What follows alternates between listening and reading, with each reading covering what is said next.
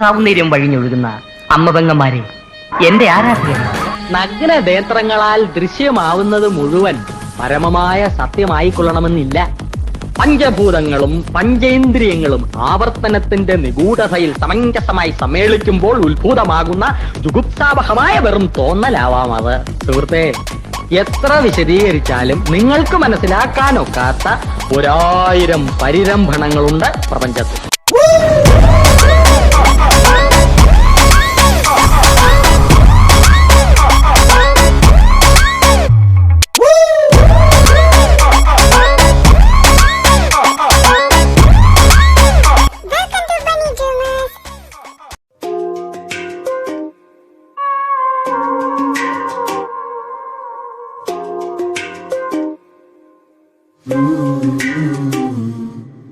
പുതിയൊരു പാതയിൽ വിരലുകൾ കോർത്തു നിൻ അരികെ നടന്നിടാൻ കാലമായി.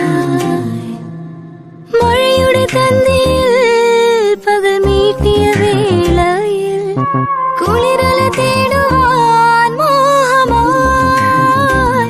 അനുരാഗം തനുവാകെ മഞ്ഞായി വീഴുന്നുവോ, മിഴിനാളം മിന്നുന്നുവോ?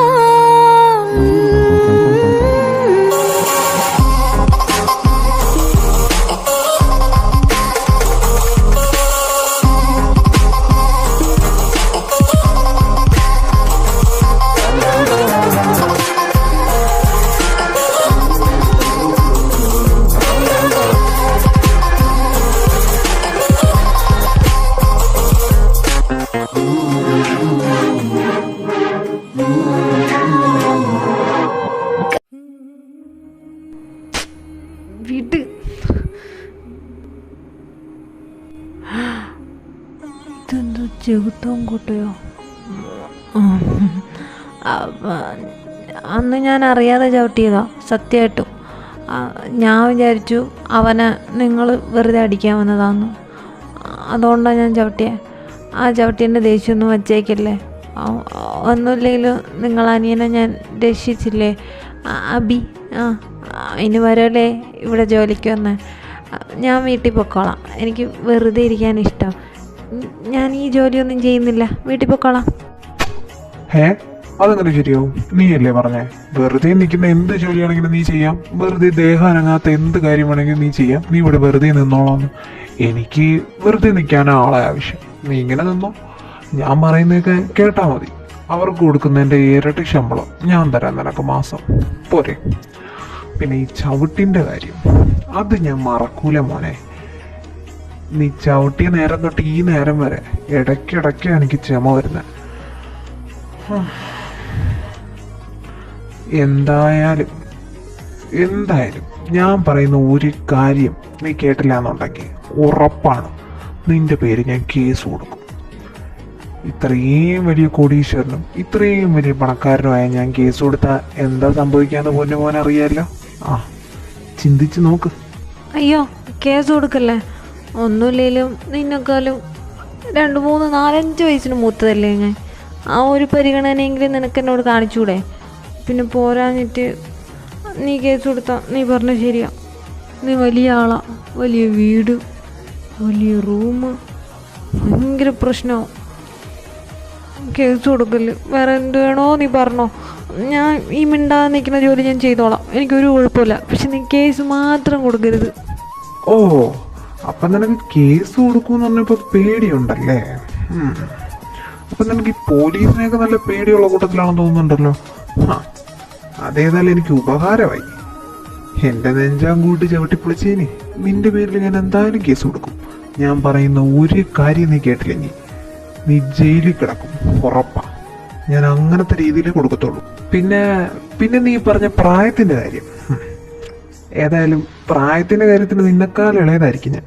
പക്ഷേ നിന്നെക്കാളും പക്വത എനിക്കുണ്ട്. അത് നമ്മളാണ്ട് ഒരു മുഖത്ത് എഴുതി ഒട്ടിച്ചിട്ടുണ്ട് കേട്ടോ. അതുകൊണ്ട് പ്രായം പറഞ്ഞ് താരതമ്യപ്പെടുത്താൻ പൊന്നുമോ നിൽക്കണ്ടാവും. നിന്നെ കണ്ടറിയാം നീ ഒരു അമൂൽ ബേബിയാണെന്നും ചൈൽഡിഷ് ആണെന്നും. അതുകൊണ്ടാണല്ലോ മുന്നും പിന്നും അറിയാതെ വന്നെൻ്റെ നെഞ്ചാൻ കൂടി ചവിട്ടി പൊളിച്ചത്. ഞാൻ ഉറപ്പായിട്ട് കേസ് കൊടുക്കും. നീ കണ്ടോ, ഇനിയുള്ള ദിവസം നിന്റെ നരകമാ മോനെ ഇവിടെ. ഓ, ഈ ചെറുക്കൻ്റെ പുക കണ്ട് തുടങ്ങത്തോളൂ. അതെ, നീ വേറെ എന്ത് വേണോ ചെയ്തോ, കേസ് കൊടുക്കല്ലേ. അതിനെനിക്ക് എൻ്റേതായ റീസണും ഉണ്ട്. നീ ഇപ്പം കേസ് കൊടുത്തു കഴിഞ്ഞാൽ ഒരു 2-3 വർഷം മുമ്പേ ഒരു മോഷണ കേസ് കിടന്ന് നിനക്ക് ഓർമ്മ ഉണ്ടോ? എവിടെയോ ജർമ്മനിയിലോ എവിടെയോ അവിടെ നിന്ന് ഇങ്ങോട്ട് ചേക്കേറിയെന്നും പറഞ്ഞുകൊണ്ട് സംശയാസ്പദമായി എന്നെയും ബ്രൂണോയെയും ആറൂനെയും പിടിച്ചുകൊണ്ട് പോയായിരുന്നു. എന്നിട്ടും ഞങ്ങൾ പരുവം പോലെ എടുത്തിട്ട് ഇടിച്ചില്ലെന്നേ ഉള്ളൂ. അപ്പനെ ആ പോലീസ് സ്റ്റേഷനിൽ ഒരാൾക്ക് പരിചയമുള്ളതുകൊണ്ടാണ് ഞങ്ങളെ വെറുതെ വിട്ടത്. അതിനുശേഷം ഞങ്ങളുടെ പേരിൽ എന്തെങ്കിലും ഒരു കേസ് ചെന്ന് കഴിഞ്ഞാൽ ഞങ്ങൾ ഉറപ്പായിട്ട് ആ കേസിൻ്റെ പേരിലും വേറെ എന്തെങ്കിലുമൊക്കെ കേസും തലയിൽ തള്ളി വെച്ച് എടുത്ത് ജയിലിടുമെന്ന് പറഞ്ഞേക്കുന്നത്. ദൈവത്തോർത്ത് നീ കേസ് കൊടുക്കരുത്. കേസ് കൊടുത്തു കഴിഞ്ഞാൽ ഞങ്ങളുള്ള കാലം ജയിലിൽ കിടക്കേണ്ടി വരും. ചെയ്യാത്ത കുറ്റത്തിനും ചെയ്ത കുറ്റത്തിനും ചെയ്യാൻ പോണ കുറ്റത്തിനും എല്ലാം കൂടെ ഞാൻ കിടക്കേണ്ടി വരും. സത്യമായിട്ടും ഞാൻ ഒരു തെറ്റും ചെയ്തിട്ടില്ല. അതൊരു ജസ്റ്റ് ഒരു മിസ്അണ്ടർസ്റ്റാൻഡിങ് ആയിരുന്നു. ഞാൻ വിചാരിച്ചു അവനെ നീ വെറുതെ തല്ലാൻ വന്നതാന്ന്. അതാ ഞാൻ വന്ന് ചാടി വന്ന് നെഞ്ചം കൂട്ടി ചവിട്ടിയത്. സത്യമായിട്ടും. ഓ, അപ്പൊ അതാണ് കാര്യം. ആഹാ, അപ്പൊ എനിക്ക് എളുപ്പമായല്ലോ. ഞാൻ കേസ് കൊടുത്തു കഴിഞ്ഞാൽ നിന്റെ പേര് ഓൾറെഡി അവിടെ ഒരു സംശയാസ്പദമായ ലിസ്റ്റിൽ കിടക്കുന്നോണ്ട് തന്നെ അത് കേസ് നന്നായിട്ട് മുറുകും. പിന്നെ നീ എന്നെ ചവിട്ടിയത് എൻ്റെ കയ്യിലുള്ള പണമോ അല്ലെങ്കിൽ എന്തെങ്കിലും അപഹരിക്കാനാണെന്ന് കൂടി പറഞ്ഞു കഴിഞ്ഞാൽ കേസ് നന്നായിട്ട് വിലക്കും. പിന്നെ നിന്റെ അനിയൻ എൻ്റെ ബൈക്ക് എടുത്തോണ്ട് പോയി. അപ്പോൾ ഞാൻ കേസ് കൊടുത്തു കഴിഞ്ഞാൽ ഉറപ്പായിട്ട് നീ ജയിലിൽ തന്നെയാണ്. ജയിലിലാവുന്ന മാത്രം പോരാഞ്ഞിട്ട് നിനക്ക് ജീവപര്യന്തോ അല്ലെങ്കിൽ തൂക്കുരക്ഷയോ വല്ലതുമൊക്കെ കിട്ടുകയും ചെയ്യും. എനിക്ക് സമാധാനമായിട്ട് കിടന്ന് ഉറങ്ങുകയും ചെയ്യാം. ഞാൻ പറയുന്ന ഒരു കാര്യം നീ കേട്ടില്ലെങ്കിൽ നീ പിന്നെ ജയിലില്ല. ഞാൻ കേൾക്കാതിരിക്കത്തില്ല. നീ പറയുന്ന എല്ലാം ഞാൻ കേട്ടോളാം.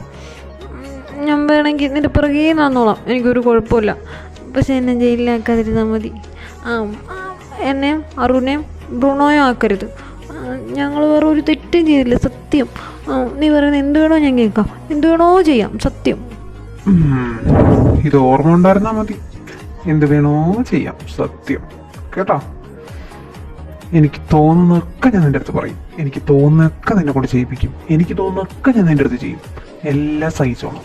തിരിച്ചു വല്ലതും പറയാനോ വല്ലതും ചോദിക്കാനോ വല്ലതും വന്നോ എൻ്റെ നെഞ്ചാങ്കൂട്ടിൻ്റെ വേദന മാറുന്നവരെ നീ ഇവിടെ കിടന്ന് അഴുകിപ്പിഴുകും. അത് ഉറപ്പാണ്. അതെ, എൻ്റെ ഒരു ലോഡ് തുണി അവിടെ കഴിവായിരിക്കുമല്ലോ. എടുത്തോണ്ടൊന്ന് കഴിക്കോ. തുണി കഴുവാനോ?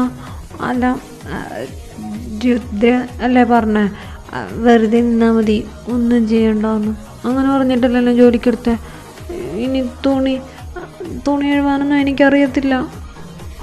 അങ്ങനെ പറയാതെ, ഇങ്ങനെയൊക്കെയല്ലേ പഠിക്കുന്നേ. ഇതോ അവിടെ കിടപ്പുണ്ട്, എടുത്തോളൊന്ന് കഴിവിക്കോ. കഴുകി കഴിയുമ്പോൾ നീ പഠിച്ചോളും എങ്ങനെ തുണി കഴുവേണ്ടതെന്ന്. കേട്ടോ? പിന്നെ പണി ചെയ്യിപ്പിക്കില്ല എന്ന് പറഞ്ഞ സത്യമാണ്. ഈ തുണി കഴുകുന്നൊരു പണിയല്ല, മനസ്സിലായോ? അത് ജോലിയായിട്ട് പ്രഖ്യാപിച്ചിട്ടുമില്ല. നീ ആ തുണി കഴുകിയുടെ. ശരി എന്നാ. അല്ല, ഒന്നും ചെയ്യണ്ടെന്നല്ലേ പറഞ്ഞ്. ഇവനെങ്ങാനും കേസ് കൊടുത്താൽ ഞാൻ ചെയ്യില്ലാവും. ഇതൊരു കുന്നുണ്ടല്ലോ. ഇവനീ കാണുന്ന പുറമോടി മാത്രമേ ഉള്ളൂ. കുളിക്കത്ത് നനയ്ക്കത്തൊന്നുമില്ലാന്ന് തോന്നുന്നു. തുണി മാത്രം ഊരി എറിഞ്ഞിട്ടിട്ടുണ്ട്. പാട്ടി ദൈവമേ, ഇവൻ്റെ തുണി കഴുകി തീരുമോ എൻ്റെ ജീവിതം? വേദ, അബി, എന്നെ ഇപ്പം വിളിക്കരുത്. എനിക്ക് നല്ല ദേഷ്യം വന്നിരിക്കുക. ഒരാൾക്ക് ബോഡി ഗാർഡ് വേണ്ടെന്ന് പറഞ്ഞാൽ അതെന്താ ഹർഷേട്ടനും ശാശുവും മനസ്സിലാക്കാത്ത? വെറുതെ മനുഷ്യൻ്റെ തലയിൽ ഓരോന്ന് അടിച്ചേൽപ്പിച്ചോളും. എന്നിട്ടിപ്പോൾ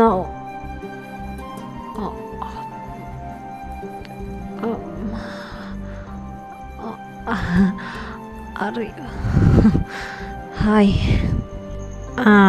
ഇപ്പം നിൻ്റെ വാ അടഞ്ഞല്ലേ? ഇത് ഞാൻ എക്സ്പെക്റ്റ് ചെയ്തതാ. ഇതാ നിൻ്റെ പുതിയ ബോഡി ഗാർഡ്. ഇനി നിനക്ക് ബോഡി ഗാർഡ് വേണോ വേണ്ടേ?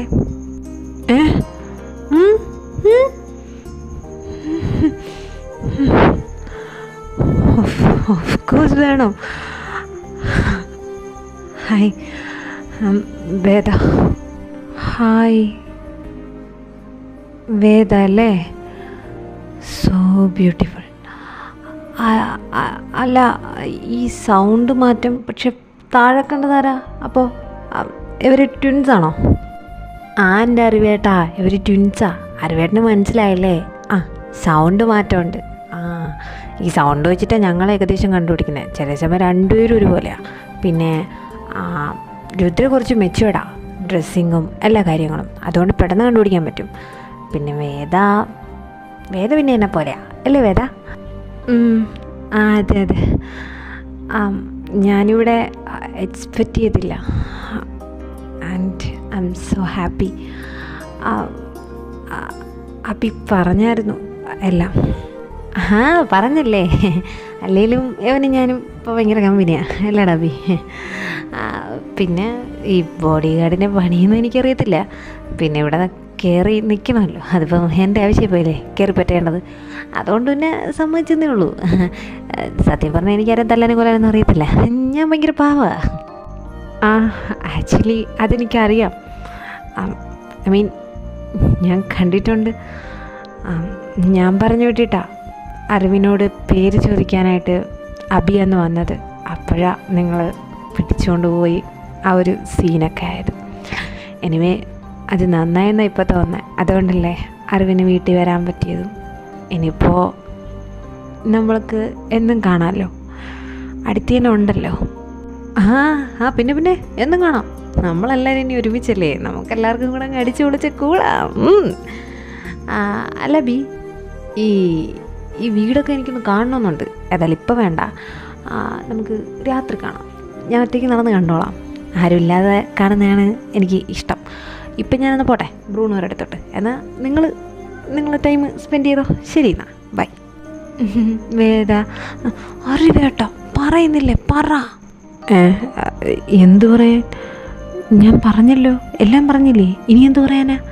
എനിക്കിനിയൊന്നും പറയാനില്ല. ഞാൻ പോയി അവന്മാരെ കാണട്ടെ. അവന്മാർ സേഫാണോ എന്ന് കാണണ്ടേ? എന്തു പറയാനെന്നോ? ഇഷ്ടമാണെന്ന് പറയുന്നില്ലേ? അതിനല്ലേ ഇതിനകത്തോട്ട് കയറിയതും ഇവിടെ ജോലി വാങ്ങിച്ചതൊക്കെ. എന്നിട്ടിപ്പോൾ എന്തു പറയാനെന്നോ? നീ എന്തോന്നടാ ഈ പറയണ? ഇഷ്ടോ? ആർക്ക്? ആരെ? ഓഹോ കത്തി. അത് ഞാൻ വിചാരിച്ച് വേറെന്തോ ആണ് നീ പറയുന്നതെന്ന്. അത് സമയമായിട്ടില്ലല്ലോ, കുറച്ച് ടൈം എടുത്തിട്ടൊക്കെ പറയാം. എന്തായാലും ഇത്ര നാൾ വെയിറ്റ് ചെയ്തില്ലേ, ഇനിയും വെയിറ്റ് ചെയ്യാം. ടൈമുണ്ടല്ലോ. എന്നാൽ ഞാൻ പോട്ടെ. അതെന്താടാ പുള്ളിക്കാരൻ ഇറങ്ങിപ്പോയേ? എന്നോടൊന്ന് ഒറ്റയ്ക്ക് സംസാരിക്കണമെന്ന് പോലും പറഞ്ഞില്ലല്ലോ. പറഞ്ഞിട്ട് നീ പറഞ്ഞത് കഴിഞ്ഞ് 1.5 വർഷമായിട്ട് പുള്ളിക്കാരൻ എന്നെ ഇഷ്ടമാണ്, എന്നെ പ്രപ്പോസ് ചെയ്യാൻ വേണ്ടിയിട്ടാണ് നിന്നെ കൊണ്ടുപോയി ആന ചേനെന്നൊക്കെ അല്ലേ. എന്നിട്ട് എന്നോടൊന്നും പറഞ്ഞില്ലല്ലോ. ശരി പറയണ്ട, എന്നെ ചിലപ്പോൾ പെട്ടെന്ന് കണ്ടതുകൊണ്ടാണെന്ന് തന്നെ വിചാരിക്കാം. എന്നോടൊന്നും സംസാരിച്ചു പോലുമില്ലല്ലോ നേരെ ചൊവ്വേ. എൻ്റെ മുഖത്ത് നോക്കിയിട്ട് ബ്യൂട്ടിഫുൾ എന്ന് മാത്രം പറഞ്ഞു. ഓ എൻ്റെ വേദ, ബ്യൂട്ടിഫുൾ എന്നെങ്കിലും പറഞ്ഞില്ലേ? ഇവിടെ മനുഷ്യൻ്റെ അടുത്ത് ഒറ്റ പട്ടികൾ പോലും അത് പറഞ്ഞിട്ടില്ല. അപ്പോഴാ എപ്പം നോക്കിയാലും ക്യൂട്ട്. നിൻ്റെ അടുത്ത് ബ്യൂട്ടിഫുൾ എന്നാ പറഞ്ഞേ, യുനോ. അതെ, പുള്ളിക്കാരന് ചെറിയ സ്റ്റാർട്ടിങ് ട്രബിളൊക്കെ കാണും. നിന്നെ ഇത്ര അടുത്ത് കണ്ടതിൻ്റെ ടെൻഷൻ. പിന്നെ പുള്ളിക്കാരൻ്റെ ബ്യൂട്ടിഫുൾ കേട്ടാലും അറിയാം നിന്നെ ഏകദേശം പുള്ളിക്കാരനിപ്പം മനസ്സിൽ പിടിച്ചങ്ങ് അസ്ഥിക്കായിരിക്കുകയെന്ന്. അവിടെ നീ പേടിക്കണ്ടടാ, നിന്നെ പുള്ളിക്കാരൻ പൊന്നോലെ നോക്കും, ഉറപ്പാ. പിന്നെ പറയാത്തത്, പുള്ളിക്കാരന് കുറച്ച് ടൈം വേണമായിരിക്കും, അഡ്ജസ്റ്റ് ചെയ്തിട്ടൊക്കെ പറയുമായിരിക്കും. ഇനിയിപ്പോൾ വന്നുടഞ്ഞ് ചാടിക്കേറി എനിക്ക് നിന്നെ ഇഷ്ടമാണ്, കഴിഞ്ഞ 1.5 വർഷമായിട്ട് നിൻ്റെ പറയാൻ അടങ്ങുന്ന എന്നൊക്കെ പറഞ്ഞു കഴിഞ്ഞാൽ പുള്ളിക്കാരൻ്റെ വില പോകത്തില്ലേ? അതുകൊണ്ടായിരിക്കും പുള്ളിക്കാരൻ പറയാത്തത്. നീ എന്തോ വേദ ഇങ്ങനെ ആയിപ്പോയേ? ഇങ്ങനെ ചില സില്ലി ചെറുക്കന്മാരെ പോലെ ചിന്തിക്കല്ലേ വേദ. Think about it. നീയാണെങ്കിലും പുള്ളിക്കാരൻ്റെ സ്ഥാനത്ത് ഇങ്ങനെയല്ലേ ചെയ്യത്തുള്ളൂ. അതെന്നെ പുള്ളിക്കാരനും ചെയ്തോളൂ, അത്രേ ഉള്ളൂ. അതെ, പക്ഷെ എന്തൊക്കെയോ മിസ്സിങ് പോലെ. ഇനി ശരിക്കും പുള്ളിക്കാരൻ എന്നെ ഇഷ്ടം തന്നെ ആയിരിക്കുമോ? പക്ഷെ എനിക്കിഷ്ടമാണ്, ഭയങ്കര ഇഷ്ടമാണ്. നീ കണ്ടോ അങ്ങേരുടെ മുഖം? എന്ത് ക്യൂട്ടാ. ഞാൻ ഭയങ്കരമായിട്ട് ഹാർഡായിട്ട് ഫോളിങ് ആവുക ഉറപ്പാ. ഓ എൻ്റെ വേദ, നീ ആയിക്കോ. നിന്നോട് ആരെങ്കിലും ആവണ്ടെന്ന് പറഞ്ഞോ? പുള്ളിക്കാരൻ അതിനേക്കാളും ഭയങ്കര ഹാർഡായിട്ടായിരിക്കുക. പുള്ളിക്കാരന് ചിലപ്പോൾ കൺട്രോൾ കിട്ടി കാണത്തില്ല. ഞാനും നിൽക്കുകയില്ലേ, ചെറിയ പ്രൈവസിയൊക്കെ വേണമെന്ന് വിചാരിച്ചാണോ, പിന്നെ പറയാനുള്ള ബുദ്ധിമുട്ടുകൊണ്ടായിരിക്കും പുള്ളിക്കാരൻ ഇറങ്ങിപ്പോയത്. നീ പേടിക്കണ്ട, രാത്രി എന്തായാലും നിൻ്റെ ബോഡി ഗാർഡ് ആയതുകൊണ്ട് ഈ റൂമിൽ തന്നെ ആയിരിക്കും കിടക്കുന്നത്. അപ്പോൾ പിന്നെ എന്തായാലും നിങ്ങൾ മാത്രമേ കാണത്തുള്ളൂ. നല്ല പ്രൈവസി ഉണ്ട്, ഏതാന്ന് വെച്ചാൽ പൂണ്ട് വിളയാടാൻ രണ്ടുപേർക്കും കേട്ടോ, പേടിക്കേ വേണ്ട. പ്രൈവസി അതൊക്കെ തന്നെ എൻ്റെ ഇപ്പോഴത്തെ പേടി. പുള്ളിക്കാരൻ എന്നെ ഒന്നും ചെയ്യൂലായിരിക്കും, മിണ്ടാതെ നടന്ന് ഉറങ്ങും ചിലപ്പോൾ. ഞാൻ പുള്ളിക്കാരനെ ആക്രാന്തം മൂത്ത് അഡ്വാൻറ്റേജ് എടുത്ത് അങ്ങോട്ടും എല്ലാം ചെയ്യാൻ പ്രേരിപ്പിച്ചാലോ എന്ന് എൻ്റെ പേടി. ഇപ്പോൾ ഒരു പ്രേരണ മതിയേ തിരിച്ച് റിയാക്ട് ചെയ്യാനായിട്ട്. ഓ എൻ്റെ പൊന്നു ദൈവമേ, എനിക്ക് കൺട്രോൾ ചെയ്യണേ, അത് മാത്രമേ ഇപ്പം എൻ്റെ കയ്യിൽ പ്രാർത്ഥനയുള്ളൂ. First love at first sight അടിക്കുന്നതേ ആദ്യമായിട്ടാണ്, അതും ഇങ്ങനൊരാളോട്. എൻ്റെ കയ്യിൽ നിന്ന് പോവാതിരുന്നാൽ മതിയായിരുന്നു. ആരാ? കുറെ നേരമല്ലേ ഇവിടെ കിടന്ന് കറങ്ങാൻ തുടങ്ങിയിട്ട്? എന്താ താൻ ഈ അടുക്കളയിൽ കിടന്ന് കറങ്ങുന്നത് എന്തിനാ? ഗസ്റ്റ് വല്ലതാണോ വീട്ടിലെ? വല്ലതും കഴിക്കാൻ വേണോ? അതോ വല്ല വേറെ ജോലിക്ക് വല്ലതും വന്നത് ആള് തെറ്റി ഇങ്ങോട്ട് വന്നതാണോ? ഹലോ ഷെഫ്, അതായത് എനിക്ക് ഇവിടെയാ ജോലി, ഈ കിച്ചണിൽ. അപ്പം എന്നോട് കിച്ചൺ ഇവിടെയാന്ന് പറഞ്ഞു. ഞാനങ്ങനെ അത് നോക്കി വന്നപ്പം ഇവിടെ ആരെയും കണ്ടില്ല, അതാ ഇവിടെ കിടന്നിങ്ങനെ കറങ്ങിയത്. കുക്കിംഗ് ആണ് എൻ്റെ ജോലി. ഓ അങ്ങനെ. ഇപ്പം തന്നെ ഇവിടെ ഒരു 10-20 അസിസ്റ്റൻസ് ഉണ്ട് എനിക്ക്, ഇനി താനും കൂടെ. എടോ, എൻ്റെ അസിസ്റ്റൻസിനെ ഇവിടെ ചെയ്യാൻ ഒരു ജോലിയില്ല, പിന്നെ തന്നെ എന്തിനാ ജോലിക്ക് നിർത്തിയെന്ന് എനിക്ക് തന്നെ അറിയത്തില്ല. ഏതായാലും ഇനിയിപ്പോൾ താനും വാ, ജീവിക്കാൻ വേണ്ടി വന്നല്ലേ. അല്ല, വല്ലതും ഉണ്ടാക്കാൻ അറിയാവോ? പറയണ്ട, അറിയില്ല എന്ന് എനിക്കറിയാം, അത് ആ മുഖത്ത് എഴുതി വെച്ചിട്ടുണ്ട്. ഇവിടെ ഉള്ള ഒരുത്തരും അറിയത്തില്ല, ഞാൻ ഉണ്ടാക്കി തരാം, നീ കൊണ്ടങ്ങ് കൊടുത്താൽ മതി കേട്ടാ, സമയമാകുമ്പോൾ. അത് എന്നല്ലേ ഇത്രയും കാലം നടന്നുകൊണ്ടിരിക്കുന്നത്. ഗതികേട്. വല്ല പാത്രവും കഴുകാൻ അറിയാമല്ലോ അല്ലേ? അതെങ്കിലും ചെയ്ത് തന്നാൽ മതി. അല്ല, ആക്ച്വലി എനിക്ക് അറിഞ്ഞുകൂടെന്നല്ല, അറിയാം. പറഞ്ഞു തന്നാൽ ഞാൻ അതുപോലെ ചെയ്തോളാം. പിന്നെ പാത്രം കഴുകുന്നതൊക്കെ ഏത് പൊട്ടനറിയാന്നുള്ള കാര്യമാണല്ലോ, അതൊക്കെ ഞാൻ ചെയ്തോളാം. എല്ലാം ഞാൻ ചെയ്തോളാം. ഇത് കേട്ടാൽ മതി. ഇവിടെ ഓരോന്നും ഇങ്ങനെയൊക്കെ പറഞ്ഞ് കയറിയിട്ടെ ഒരു വക ചെയ്യത്തില്ല. പിന്നെ നിന്റെ അത്ര ആത്മാർത്ഥത്തിൽ ഇതുവരെ ആരും പറഞ്ഞിട്ടില്ല. അത്രയ്ക്ക് കഷ്ടപ്പാട് ഇതായിരിക്കുമല്ലേ വീട്ടിൽ. തൽക്കാലം നീ ഒന്നും ചെയ്യണ്ട, എന്തെങ്കിലും ചെയ്യണമെങ്കിലോ സഹായിക്കണമെങ്കിലൊക്കെ ഞാൻ പറയാം. ഇവിടെയുള്ള ബാക്കിയുള്ളവന്മാരെ പോലെ ആവാതിരുന്നാൽ മാത്രം മതി. അതിൽ കൂടുതൽ വലിയ ഉപകാരമൊന്നും നീ എനിക്ക് ചെയ്യണ്ട. ഏതായാലും യു ആർ അപ്പോയിൻറ്റഡ്. കയറിക്കോ, വലുതുപോലെ വെച്ച് കയറിക്കോ. എന്താ ബെഞ്ചമിനേട്ടാ കാണണമെന്ന് പറഞ്ഞേ? ഫോൺ വിളിച്ചപ്പോൾ നേരിട്ട് കാണുമ്പോൾ പറയാമെന്നല്ലേ പറഞ്ഞേ? ഇതിപ്പോൾ ഇവിടെ വന്നിട്ട് തന്നെ അരമണിക്കൂറായി, ഏട്ടാ ഒന്നും പറഞ്ഞില്ല. എന്തു പറ്റി? പിള്ളേരെ എന്തെങ്കിലും കാര്യമാണോ? അവരെ കാര്യം പറയാൻ, അല്ലെങ്കിൽ പിന്നെ എന്തിനാ സാറേ ഞാൻ നിന്നെ കാണണമെന്ന് പറയുന്നത്? നീ തന്നെ പറ. നീയും അവരും അല്ലേ കൂട്ടും കമ്പനിയും ഒക്കെ. അവരെന്താ ചെയ്യുന്നത്, ഏതാ ചെയ്യുന്നത്, അവരെ മനസ്സിലെന്താ ഒന്നും എനിക്കറിയില്ല. അതുകൊണ്ട് തന്നെ എനിക്ക് സമാധാനമില്ല. അവന്മാർ മൂന്നും എവിടെ പോയാലും ഒരുമിച്ച് പോകുള്ളൂ എനിക്കറിയാം. എന്ത് തീരുമാനം എടുത്താലും ഒരുമിച്ച് എടുക്കുള്ളൂ എന്ന് എനിക്കറിയാം. പക്ഷേ എനിക്ക് പേടിയാ ഇളയതിനെയാണ്. ഓരോന്ന് ഒപ്പിച്ച് വയ്ക്കുമെന്ന്. സാറേ, ഞാനും എൻ്റെ പിള്ളേരും സമാധാനത്തോടെ ഒതുങ്ങിയാണ് നിൽക്കുന്നത്. വെറുതെ നീ ആയിട്ട് ഓരോ പ്രശ്നത്തിൽ എടുത്തിടരുത്. നീ എന്താ അവരെ ഏൽപ്പിച്ച്, എന്ത് ജോലി അവർക്ക് അത്രയും വലിയ വീട്ടിൽ ഒന്നും എനിക്കറിയില്ല. പക്ഷേ എൻ്റെ പിള്ളേർക്ക് എന്തെങ്കിലും പറ്റിയ, നീ കാണാത്ത വേറൊരു മുഖമുണ്ട് ഈ ബെഞ്ചമിന്, അത് നിനക്കറിയാലോ. അത് നീ കാണേണ്ടി വരും. നീ എന്നെ ഒരുപാട് സഹായിച്ചിട്ടുണ്ട്, ഇല്ലയെന്ന് ഞാൻ പറയത്തില്ല, ഒരുപാട്. അതിനെനിക്ക് നിൻ്റെ അടുത്ത് കടപ്പാടുമുണ്ട്. പക്ഷേ ആ കടപ്പാടിൻ്റെ പേരിൽ എൻ്റെ പിള്ളേരെ നീ ഉപയോഗിക്കരുത്, എനിക്ക് അത്രേ പറയാനുള്ളൂ. ബെഞ്ചമിനായിട്ട് ഇത് എന്തൊക്കെയാണ് പറയുന്നത്? നിങ്ങൾക്ക് എൻ്റെ അടുത്തുള്ള കടപ്പാട് ഉപയോഗിച്ചെന്നോ? ഇത് അവർക്ക് ഉപകാരമുള്ള കാര്യം തന്നെയാണ്. നിങ്ങളുടെ ഇപ്പോഴത്തെ അവസ്ഥയ്ക്ക് ഇത് അത്യാവശ്യമാണെന്ന് എനിക്ക് തോന്നി. വേറൊന്നുമില്ല, ജോലി മാത്രമേ ഉള്ളൂ അവിടെ. ഒരാൾ കുക്ക്, പിന്നെ ബാക്കി 2 പേര് ബോഡി ഗാർഡായിട്ട് അവിടെ നിൽക്കുന്നത്. അല്ലാതെ വേറെ പ്രശ്നമൊന്നുമില്ല. ഞാനവിടെ വിളിച്ചായിരുന്നു, ഐശ്വര്യ മാഡത്തിന്. മാഡം പറഞ്ഞു അവർ സേഫാണെന്ന്. അവരവിടെ ജോലിയിൽ ജോയിനും ചെയ്തു. എൻ്റെ പൊന്നു ബെഞ്ചമിനേട്ടാ, നിങ്ങളിങ്ങനെ ആവശ്യമില്ലാതെ എഴുതാപ്പുറം വായിക്കല്ലേ. നിങ്ങൾക്ക് ദ്രോഹം വരുന്ന എന്തെങ്കിലും കാര്യം ഞാൻ ചെയ്യുമോ? പിന്നെ അവന്മാർ നിങ്ങളറിയാതെ എന്തെങ്കിലും ചെയ്യുമെന്ന് നിങ്ങൾക്ക് തോന്നുന്നുണ്ടോ? നിങ്ങളോട് പറഞ്ഞിട്ടല്ലേ ഇതൊക്കെ ചെയ്യത്തുള്ളൂ. നിങ്ങളോട് പറഞ്ഞിട്ട് പോയൊക്കെ തന്നെയാണ് എനിക്കും പറയാനുള്ളത്. അല്ലാതെ അവരൊരു കള്ളത്തരവും കാണിച്ചിട്ടില്ല. അവരിനി എന്ത് കള്ളത്തരം കാണിച്ചാലും അത് നിങ്ങൾ കൈയോടെ പൊക്കുമെന്ന് അവന്മാർക്ക് നന്നായിട്ട് അറിയാം. അതുകൊണ്ട് തന്നെ അവരുടെ മാന്യ മര്യാദയ്ക്കുള്ള ഒരു ജോലിയൊക്കെ കയറിയിരിക്കുന്നത്, അല്ലാതെ വേറൊന്നിനുമല്ല. അതോർത്ത് നിങ്ങൾ വെറുതെ ടെൻഷൻ ആവണ്ട, ഈ തലയും പുണ്ണാക്കണ്ട. ഇല്ല സാഗറെ, എനിക്ക് ടെൻഷനൊന്നുമില്ല. എൻ്റെ മക്കളെ എന്നെക്കാൾ നന്നായിട്ട് ഈ നിൽക്കുന്ന നിനക്ക് പോലും അറിയത്തില്ലല്ലോ. വേറെ ആർക്കും അറിയത്തില്ല. എനിക്ക് ടെൻഷൻ അതൊന്നുമല്ല.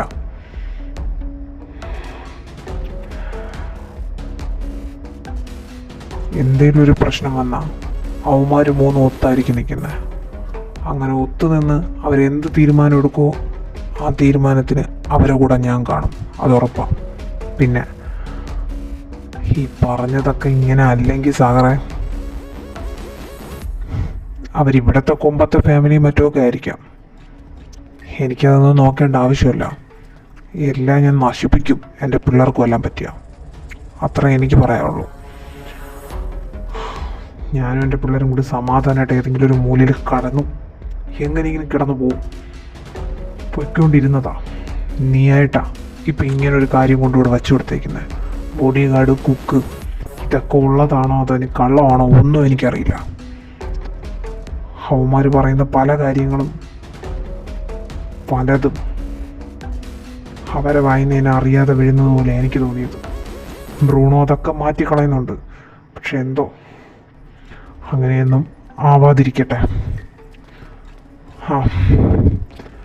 അവരിനി എന്ത് ചെയ്താലും ഇപ്പം ചെയ്തുകൊണ്ടിരിക്കുന്ന കാര്യം നല്ലതാണോ ചീത്തയാണെന്നൊന്നും എനിക്ക് അറിഞ്ഞൂടെ സാറേ. പക്ഷെ എന്ത് ചെയ്താലും അവർക്ക് ദോഷം വരുന്ന എന്തെങ്കിലും അവർക്ക് നേരെ വന്നാൽ അവിടെ ഞാൻ കാണും.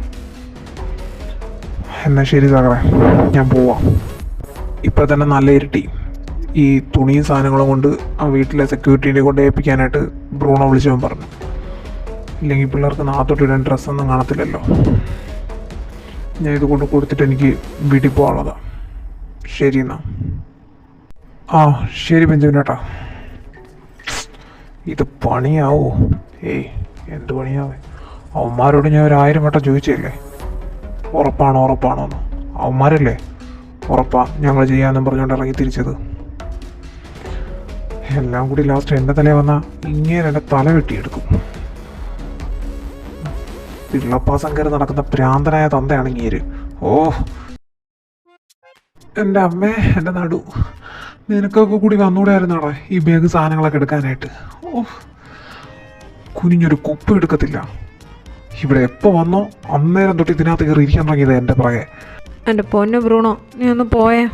മനുഷ്യ ഇവിടെ അല്ലെങ്കിൽ ധർമ്മസങ്കടത്തിലാണ്. ഞാൻ എത്ര ലോഡ് തുണി കഴുകിയെന്നറിയോ? എനിക്ക് വയ്യ. ജോലി ചെയ്യാതെ വെറുതെ ഇരിക്കാമെന്ന് പറഞ്ഞിട്ടല്ലേ അവൻ എന്നെ ജോലിക്കെടുത്ത.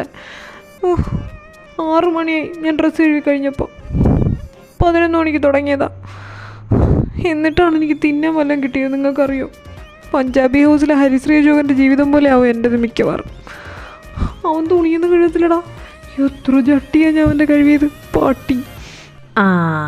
നിനക്കത് തന്നെ വേണം. നീ ഓസിന് നിന്ന് ഫുഡടിക്കാനുള്ള ഏർപ്പാടല്ലായിരുന്നേ, ഇപ്പം എന്തായി? അത് തന്നെ വേണം. മാറങ്ങോട്ട്. ബ്രൂണോ, അപ്പനെ കണ്ടായിരുന്നോ? അപ്പം വന്നോ ഇതൊക്കെ തരാനായിട്ട്? അപ്പം അവിടെ നിൽപ്പുണ്ടായിരുന്നോ?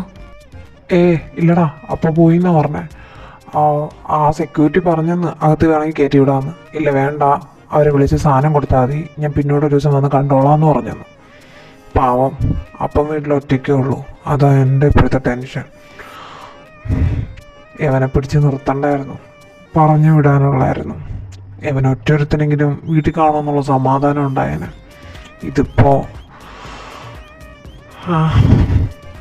എൻ്റെ പൊന്നു ബ്രൂണോ, കോമഡിയൊന്നും ഇതുപോലെ നിന്ന് പറയല്ലേ. നിനക്ക് അപ്പനറിയാമല്ലോ. അപ്പനെ നോക്കാം, അപ്പനെ നന്നായിട്ടറിയാം. ആ പരിപാടി അറിയാത്ത സാധനത്തിനാണോ നീ അപ്പനെ കൂട്ടായിട്ട് പറഞ്ഞു വിടാൻ പോകുന്നത്? എന്നാൽ വൻ കോമഡി ആയിരിക്കും അവിടെ. പിന്നെ മേലനങ്ങാതെ 24 മണിക്കൂറും തിന്നുകൊണ്ട് കിടന്നുറങ്ങാനല്ലായിരുന്നു അവൻ്റെ ഉദ്ദേശം. അത് നൈസിന് ചെയ്യാൻ പറ്റാത്തതിൻ്റെ സങ്കടവും നീരസമായി കണ്ടുകൊണ്ടിരിക്കുന്നത്. ഇപ്പം തുണിയല്ലേ കഴുകിയുള്ളൂ, നീ ആകാശമൊന്നും പോയി എടുത്തോണ്ട് വന്നില്ലല്ലോ. പിന്നെ അവൻ നിനക്ക് തരണം. ഞാൻ ചെയ്ത തെറ്റിന് നീ അവൻ്റെ നെഞ്ചാൻ കൂടി ചവിട്ടി പൊളിച്ചിട്ടല്ലേ, അല്ലാതെ വേറെ ഒന്നിനല്ലല്ലോ. എന്നിട്ട് പോരാങ്ങിട്ടെൻ്റെ ബ്രൂണോ, നിനക്ക് കേൾക്കണ്ടേ, പോലീസ് അവനെ പിടിച്ചാൽ പ്രശ്നമാവുമെന്നും മറ്റേ കേസിൻ്റെ കാര്യമല്ലേടാ, അതുവരെ അവനോട് പറഞ്ഞു കൊടുത്തേക്കുന്നു. ഇപ്പം അത് പറഞ്ഞാൽ അവൻ ഇവനെ ഭീഷണിപ്പെടുത്തുന്നത്. ഇവൻ നിറുമണ്ടനല്ലടാ, തിരുമണ്ടന. സത്യം പറയാലോ, ഞാൻ വിചാരിച്ച് നമ്മുടെ കുടുംബത്തിൽ ഞാൻ മാത്രമായിരിക്കും മണ്ടനെന്ന്. ഇപ്പം മനസ്സിലായി, നീ മണ്ടനാന്ന്, അറുമണ്ടൻ. അത് ശരിയാ, ലാസ്റ്റ് പറഞ്ഞത് അറുമണ്ടൻ, അത് നീ തന്നെയാ, നിൻ്റെ പേരല്ലേ. നിനക്കൊന്നും അറിയത്തില്ല. അവൻ മനഃപൂർവ്വമാണ് എൻ്റെ അടുത്ത് പ്രതികാരം ചെയ്യുക. ഞാനിനി എന്തോ ചെയ്യും? ഇപ്പം തന്നെ തുണി എഴുതിയിട്ട് ഞാൻ അവിടെ ചെന്നപ്പോൾ അവൻ പറഞ്ഞെന്താണെന്നറിയോ? ഇന്ന് അവൻ്റെ റൂമിൽ കിടന്നോണം, വേറെ എവിടെയും പോയി കിടക്കല്. ബോഡി ഗാർഡെന്ന് വെച്ചാൽ ഉറങ്ങുമ്പോൾ വരെ കാവൽ നിൽക്കുന്ന ആളാണ്. അവിടെ കിടന്ന് ഉറങ്ങുവാണെങ്കിൽ ഉറങ്ങിയാൽ മതി, ഇല്ലെങ്കിൽ എൻ്റെ പേരിൽ കേസ് കൊടുക്കുമെന്ന് അങ്ങേരുടെ നെഞ്ചാൻ കൂടി ചവിട്ടി പൊളിച്ചെന്നും പറഞ്ഞുകൊണ്ട്. നിങ്ങൾക്കറിയോ, അങ്ങേരെന്ന് ആ ചെറുക്കന് 10-23 വയസ്സേ ഉള്ളൂ. എനിക്ക് 27-28 വയസ്സുണ്ട്. എന്നിട്ടവൻ എന്നോട് കാണിക്കുന്നില്ല ഒരുമാതിരി ഭർത്താക്കന്മാർ കാണിക്കും പോലെ, ചന്ദനമഴ സീരിയലിൽ. ഞാൻ തുണിയും കഴുകിയിട്ടാണ് കൂടി ചെന്നപ്പോൾ അവൻ എന്തൊക്കെ എൻ്റെ അടുത്ത് പറഞ്ഞെന്നറിയോ? എനിക്ക് വയ്യ, ഞാൻ എന്ത് ചെയ്യുമെന്നാ നിങ്ങൾക്ക് പറഞ്ഞാൽ മനസ്സിലാവത്തില്ല എൻ്റെ വിഷമവും സങ്കടമൊന്നും. ഇനി അവൻ നാളെ എന്നെ കൊണ്ട് മാട് പണിയെടുപ്പിക്കും മിക്കവാറും. അവൻ്റെ ചട്ടി വരെ ഞാൻ കഴുകി. ഇനി അവൻ എന്തൊക്കെ എന്നെ കൊണ്ട് കഴിപ്പിക്കുമെന്തോ. ഇനി അവനെ കുളിപ്പിക്കാൻ കൂടി മാത്രമേ ഉള്ളൂ. ദൈവമേ, എൻ്റെ വിധി ഇങ്ങനെ ആയിപ്പോയല്ലോ. പൊന്നു മോനെ, ഈ വിധി നീ വരുത്തി വെച്ചതാ. നിന്നോട് മര്യാദയ്ക്ക് ഞാൻ പറഞ്ഞതാ എന്തെങ്കിലും ജോലി അറിയാമെന്ന് പറയാനായിട്ട്. വല്ല ഡ്രൈവിങ്ങോ മറ്റോ എന്ന് പറഞ്ഞിരുന്നെങ്കിൽ ആ ഹർഷൻ്റെയോ അല്ലെങ്കിൽ ആ ശാശ്വതിൻ്റെയോ അവരുടെയൊക്കെ വണ്ടി ഓടിക്കുക, കമ്പനി പോവുക, വണ്ടി ഓടിക്കുക, വണ്ടി പാർക്ക് ചെയ്യുക, അതിനകത്ത് റെസ്റ്റ് എടുക്കുക, തിരിച്ച് അവരെ കൊണ്ട് ഇവിടെ കൊണ്ടുവരിക, ഹാപ്പി. ദേഹം അനങ്ങേ വേണ്ടായിരുന്നു. വണ്ടി ഓടിക്കുന്ന പണിയല്ലേ, അത്രയ്ക്ക് ബുദ്ധിമുട്ടൊന്നും കാണത്തില്ലായിരുന്നു. ഇപ്പം എന്തായി? നിനക്ക് ഇത് തന്നെ വേണം. ഇനി അവൻ്റെ അണ്ടർവെയറും ഇട്ട് അവൻ്റെ മറ്റേ വെയറ് വരെ കഴുകി അവിടെ ഇരുന്നോ. അല്ലെങ്കിലും അവൻ നിനക്ക് 2 തരണം. അവൻ നിൻ്റെ നീ അവൻ്റെ നെഞ്ചാൻ കൂടി ചവിട്ടി പിടിച്ച കഥയൊക്കെ ഇവ പറഞ്ഞപ്പോഴേ ഞാൻ വിചാരിച്ചതാ നിനക്ക് കുറച്ച് എടുത്തുകാട്ടും കൂടുതല. അതിങ്ങനെ അങ്ങ് മാറുവാണെങ്കിൽ മാറട്ടെ. ഇവൻ്റെ കഥ പിന്നെ ഇങ്ങനെ ആയതുകൊണ്ട് പിന്നെ അത് കളഞ്ഞു. എൻ്റെത് വൻ കോമഡിയാ. ഞാൻ കിച്ചണിൽ ചെന്നപ്പോഴത്തേക്കും അവിടെ ഒരു ഷെഫ് ഉണ്ട്.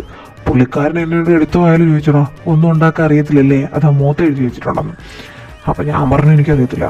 അപ്പോൾ പുള്ളിക്കാരൻ എന്നോട് പറയാ, ഒന്നും ഉണ്ടാക്കണ്ട, ഞാൻ ഉണ്ടാക്കി തരുന്ന കൊണ്ട് കൊടുത്താൽ മതി, ഇവിടെയുള്ള ബാക്കി എല്ലാ അസിസ്റ്റൻസും നിന്നെ പോലെ തന്നെയാണ്. പക്ഷെ അതൊക്കെ വന്നപ്പം പണി ചെയ്യാം, ചെയ്യാന്നൊക്കെ പറഞ്ഞായിരുന്നു. പക്ഷെ ഇപ്പോൾ ഒന്നും ചെയ്യുന്നില്ല, നീ അതുപോലെ ആവാതിരുന്നാൽ മാത്രം മതി എന്ന് പറഞ്ഞു. ഞാൻ പറഞ്ഞു അതുപോലെ ഒന്നും ആവത്തില്ല എന്ന് പറഞ്ഞു. അപ്പോൾ പറഞ്ഞ് എന്നാൽ വെൽക്കം എന്ന് പറഞ്ഞ് വലുതുകാലം വെച്ച് കയറാനും പറഞ്ഞു. ഇവിടെയുള്ള ആൾക്കാർ മൊത്തം കോമഡിയാണ്. ഞാൻ വിചാരിച്ചു നമ്മൾ മാത്രമായിരിക്കും കോമഡി ചെയ്യുന്നു. എന്നിട്ട് പിന്നെ ഞാൻ അങ്ങോട്ടകത്ത് കയറി. പിന്നെന്താ, പിന്നെ 2 പാത്രം ഉണ്ടായിരുന്നു, അത് കഴുകി. ഇത് തന്നെയായിരുന്നു ഞാൻ ചെയ്ത എന്ത് ജോലി. വേറെ ജോലിയൊന്നും ഇല്ലടാ. കുറേ അസിസ്റ്റൻസ് ഉണ്ട്. അവന്മാരാണെങ്കിൽ മുളകൊടിയിടും മല്ലിപ്പൊടിയിടും എന്നൊക്കെ പറഞ്ഞിട്ട് അങ്ങോട്ട് പോയിട്ട് മേലെ പോരാൻ നടക്കണം. ഞാൻ അതിൻ്റെ ഇടയിൽ പിന്നെ വല്ല പച്ചക്കറിയൊക്കെ എടുത്ത് വലിച്ച് വാലി തിന്നോണ്ട് അവിടെ ഇരുന്നു. നാളെ തൊട്ടിനി എങ്ങനെയാണെന്ന് തോന്നും, കർത്താവിനറിയാം. അപ്പം നമ്മൾ 3 പേരിൽ ഇവൻ്റെ ആണല്ലേ കുറച്ചുകൂടെ ദാരുണം. സോ സാഡടാ, സോ സാഡ്. എൻ്റേത് നിങ്ങളെയൊക്കെ കാലം കോമഡിയാണ്. ഞാൻ ചെന്നു, അപ്പോൾ ഒരു ചെറുക്കൻ, നമ്മൾ അബിയില്ലേ, അവൻ വേദാന്ന് വിളിച്ചു, തിരിഞ്ഞു നോക്കി. അപ്പോഴത്തേനും എന്തൊരു രസം അവനെ കാണാൻ. സത്യം പറഞ്ഞാൽ ഞാൻ പെൺപിള്ളേർ മാത്രമേ ഇത്ര ഭംഗിയിൽ കണ്ടിട്ടുള്ളൂ. ആദ്യമായിട്ടാ ഒരു ചെറുക്കനെ പിടിച്ചു വെച്ച് കിസ് ചെയ്യാൻ തോന്നി. അറിയോ ബ്രൂണോ നിനക്ക്? അത്ര ഭംഗിയായിരുന്നു. ഈ രുദ്രയില്ലേ, അവനെപ്പോലെ തന്നെയാണ്. പക്ഷേ അവൻ്റെ മുഖം എന്താ ഭയങ്കര റൂഡായിട്ട്, ഒരു ആർഗ്യുമെൻറ്റിനൊക്കെ നിൽക്കുന്ന ഒരു എതിരാളിയെ പോലെ തോന്നത്തില്ലേ? ഇതല്ല, അതിൻ്റെ വേറെ വേർഷൻ. ക്യൂട്ട്, നമുക്ക് സ്നേഹിക്കാൻ തോന്നും, നമുക്ക് വളർത്താൻ തോന്നും. അത്.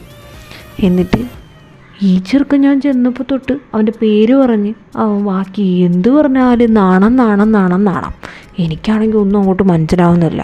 ഇതിൻ്റെ ഇടയ്ക്ക് ഞാൻ നിങ്ങളുടെ അടുത്ത് വരുവാന്ന് പറഞ്ഞുകൊണ്ട് വരാൻ നിന്നപ്പോൾ അബി എന്നോട് പറഞ്ഞാൽ പറയുന്നില്ലേ. അന്നേരം ഞാൻ അബിയോട് ചോദിച്ചു എന്ത് പറയാനാ? അപ്പോഴാ അബി പറയുന്നത്, അതല്ലേ വേദേനെ ഇഷ്ടമാണെന്ന് പറഞ്ഞുകൊണ്ടല്ലേ നമ്മളിവിടെ കയറിയത് അബിയെ പറ്റിച്ച്. പിന്നെ എനിക്ക് കത്തിയത് അപ്പോഴത്തേനും പിന്നെ എങ്ങനെയൊക്കെയോ ഞാൻ പറഞ്ഞു നിന്ന് അഡ്ജസ്റ്റ് ചെയ്ത് വന്ന ഉടനെ എങ്ങനെയാണ് പറയുന്നത്, കുറച്ച് കഴിഞ്ഞിട്ട് പറയാമെന്ന്. എന്നിട്ട് ഞാൻ അവിടെ നിന്ന് ഇറങ്ങി ഓടി.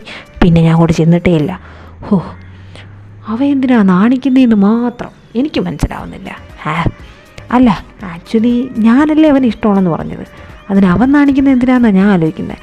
ഞാനല്ലേ നാണിക്കേണ്ടത്? എന്തേലും ആവട്ടെ. ഏതായാലും എൻ്റെ കാര്യം അവൻ നാണിക്കുന്ന കണ്ടപ്പോഴേ സേഫാണെന്ന് തോന്നി. പക്ഷേ ഞാൻ ഉറങ്ങി കിടക്കുമ്പോൾ അവൻ വല്ലതും ചെയ്താലോന്നാ. കാരണം അവൻ്റെ നോട്ടൊക്കെ അമ്മാതിരിയായിരുന്നു. ഓ, അവൻ്റെ ബോഡി ഗാർഡ് ഞാൻ മതിയായിരുന്നു. നാണവും പിന്നെ സഹിക്കാം, മറ്റേത് ഒട്ടും സഹിക്കാൻ പറ്റില്ലടാ. ശേ. പിന്നെ അവൻ നിന്നെ വല്ലതും കെയർ ചെയ്യുമെന്ന് നീ പേടിക്കണ്ട. നീ അവനെ വല്ലതും കെയർ ചെയ്യുമെന്ന് എൻ്റെ പേടി. ഇപ്പം കുറച്ച് മുമ്പ് നിൻ്റെ എക്സ്പ്ലനേഷൻ കേട്ടപ്പോഴേ എനിക്ക് മനസ്സിലായി അവനെ നിനക്ക് നന്നായിട്ട് ബോധിച്ചിട്ടുണ്ടെന്ന്. എൻ്റെ പൊന്നു മോനെ, നിൻ്റെ ഫ്ലേട്ടിങ്ങും പ്ലേ ബോയിയൊന്നും ഈ വീട്ടിനകത്ത് എടുക്കല്ലേ, തല്ലുകൊള്ളാൻ വയ്യ. അതുകൊണ്ടാണ്. അല്ലേലെ ഈ രുദ്ര എന്ന് പറഞ്ഞ ചെറുക്കന് ഞാൻ ഒരു നോട്ടപ്പുള്ളിയാണ്. നീ ഇനി എന്തേലും കാണിക്കണം, അതിനും അവൻ എൻ്റെ മക്കിട്ട് കയറും. പോരാഞ്ഞിട്ട് അവൻ്റെ ഇരട്ട സഹോദരൻ, അവൻ്റെ അസ്ഥിക്ക് തന്നെ കയറിക്കൊള്ളൂ അവനോട് വല്ലതും കാണിച്ചു കഴിഞ്ഞാൽ. ഒന്ന് ആലോചിച്ച് നോക്ക്. അയ്യോ, ഞാനൊരു കാര്യം പറഞ്ഞേക്കാം. ഈ രുദ്രയെന്ന് പറഞ്ഞവൻ്റെ സൈൻ വാങ്ങാനാണ് നമ്മളിവിടെ വന്നേക്കുന്നത്. അവൻ എന്നോട് ഇങ്ങനെയാണെങ്കിൽ അവനോട് സൈൻ വാങ്ങാൻ ചെല്ലുമ്പോൾ അവൻ എന്തെല്ലാം കാണിച്ചു കൂട്ടും. എനിക്കും ഒന്നില്ല സൈനൊന്നും വാങ്ങാൻ പറ്റുമെന്ന്. എൻ്റെ പൊന്നറിവേ, നീ അവൻ ചെറുക്കനെ പ്രേമിക്കടാ. പ്രേമിച്ച ചെറുക്കനെ സ്നേഹിച്ച് വരുതിയിലാക്ക്. അല്ലാതെ അയ്യോ, അതിനും അവൻ്റെ നിന്ന് കിട്ടും. അവൻ്റെ പഞ്ഞിക്കിടന്ന് ഇടി കിട്ടും. ബ്രൂണോ, നമുക്കിത് പകുതി മതിയാക്കിയിട്ട് പോയാലോ? നമുക്കിവിടെ എന്തെങ്കിലും ലോൺ എടുത്തെങ്കിലും നമ്മൾ ചിലവാക്കി പൈസ കൊടുക്കാം. അല്ലാതെ എനിക്ക് പേടിയാവുന്നുണ്ട് കേട്ടോ. ആ ചെറുക്കം ഭയങ്കര സാധനമാണ്. ആടാ, നീ ഞാനും അവനും കൂടി ചെന്ന് ചോദിക്കുമ്പോൾ ലോൺ തരാൻ നമ്മുടെ അപ്പൂപ്പനാണല്ലോ ബാങ്കിൽ ഇരിക്കുന്നത്. സ്വന്തമായിട്ടൊരു വീട് സ്ഥലവും പോലും ഇല്ല, ലോൺ എടുക്കാൻ പോകുന്നു. എൻ്റെ വായിന്നൊന്നും കേൾക്കല്ലേ.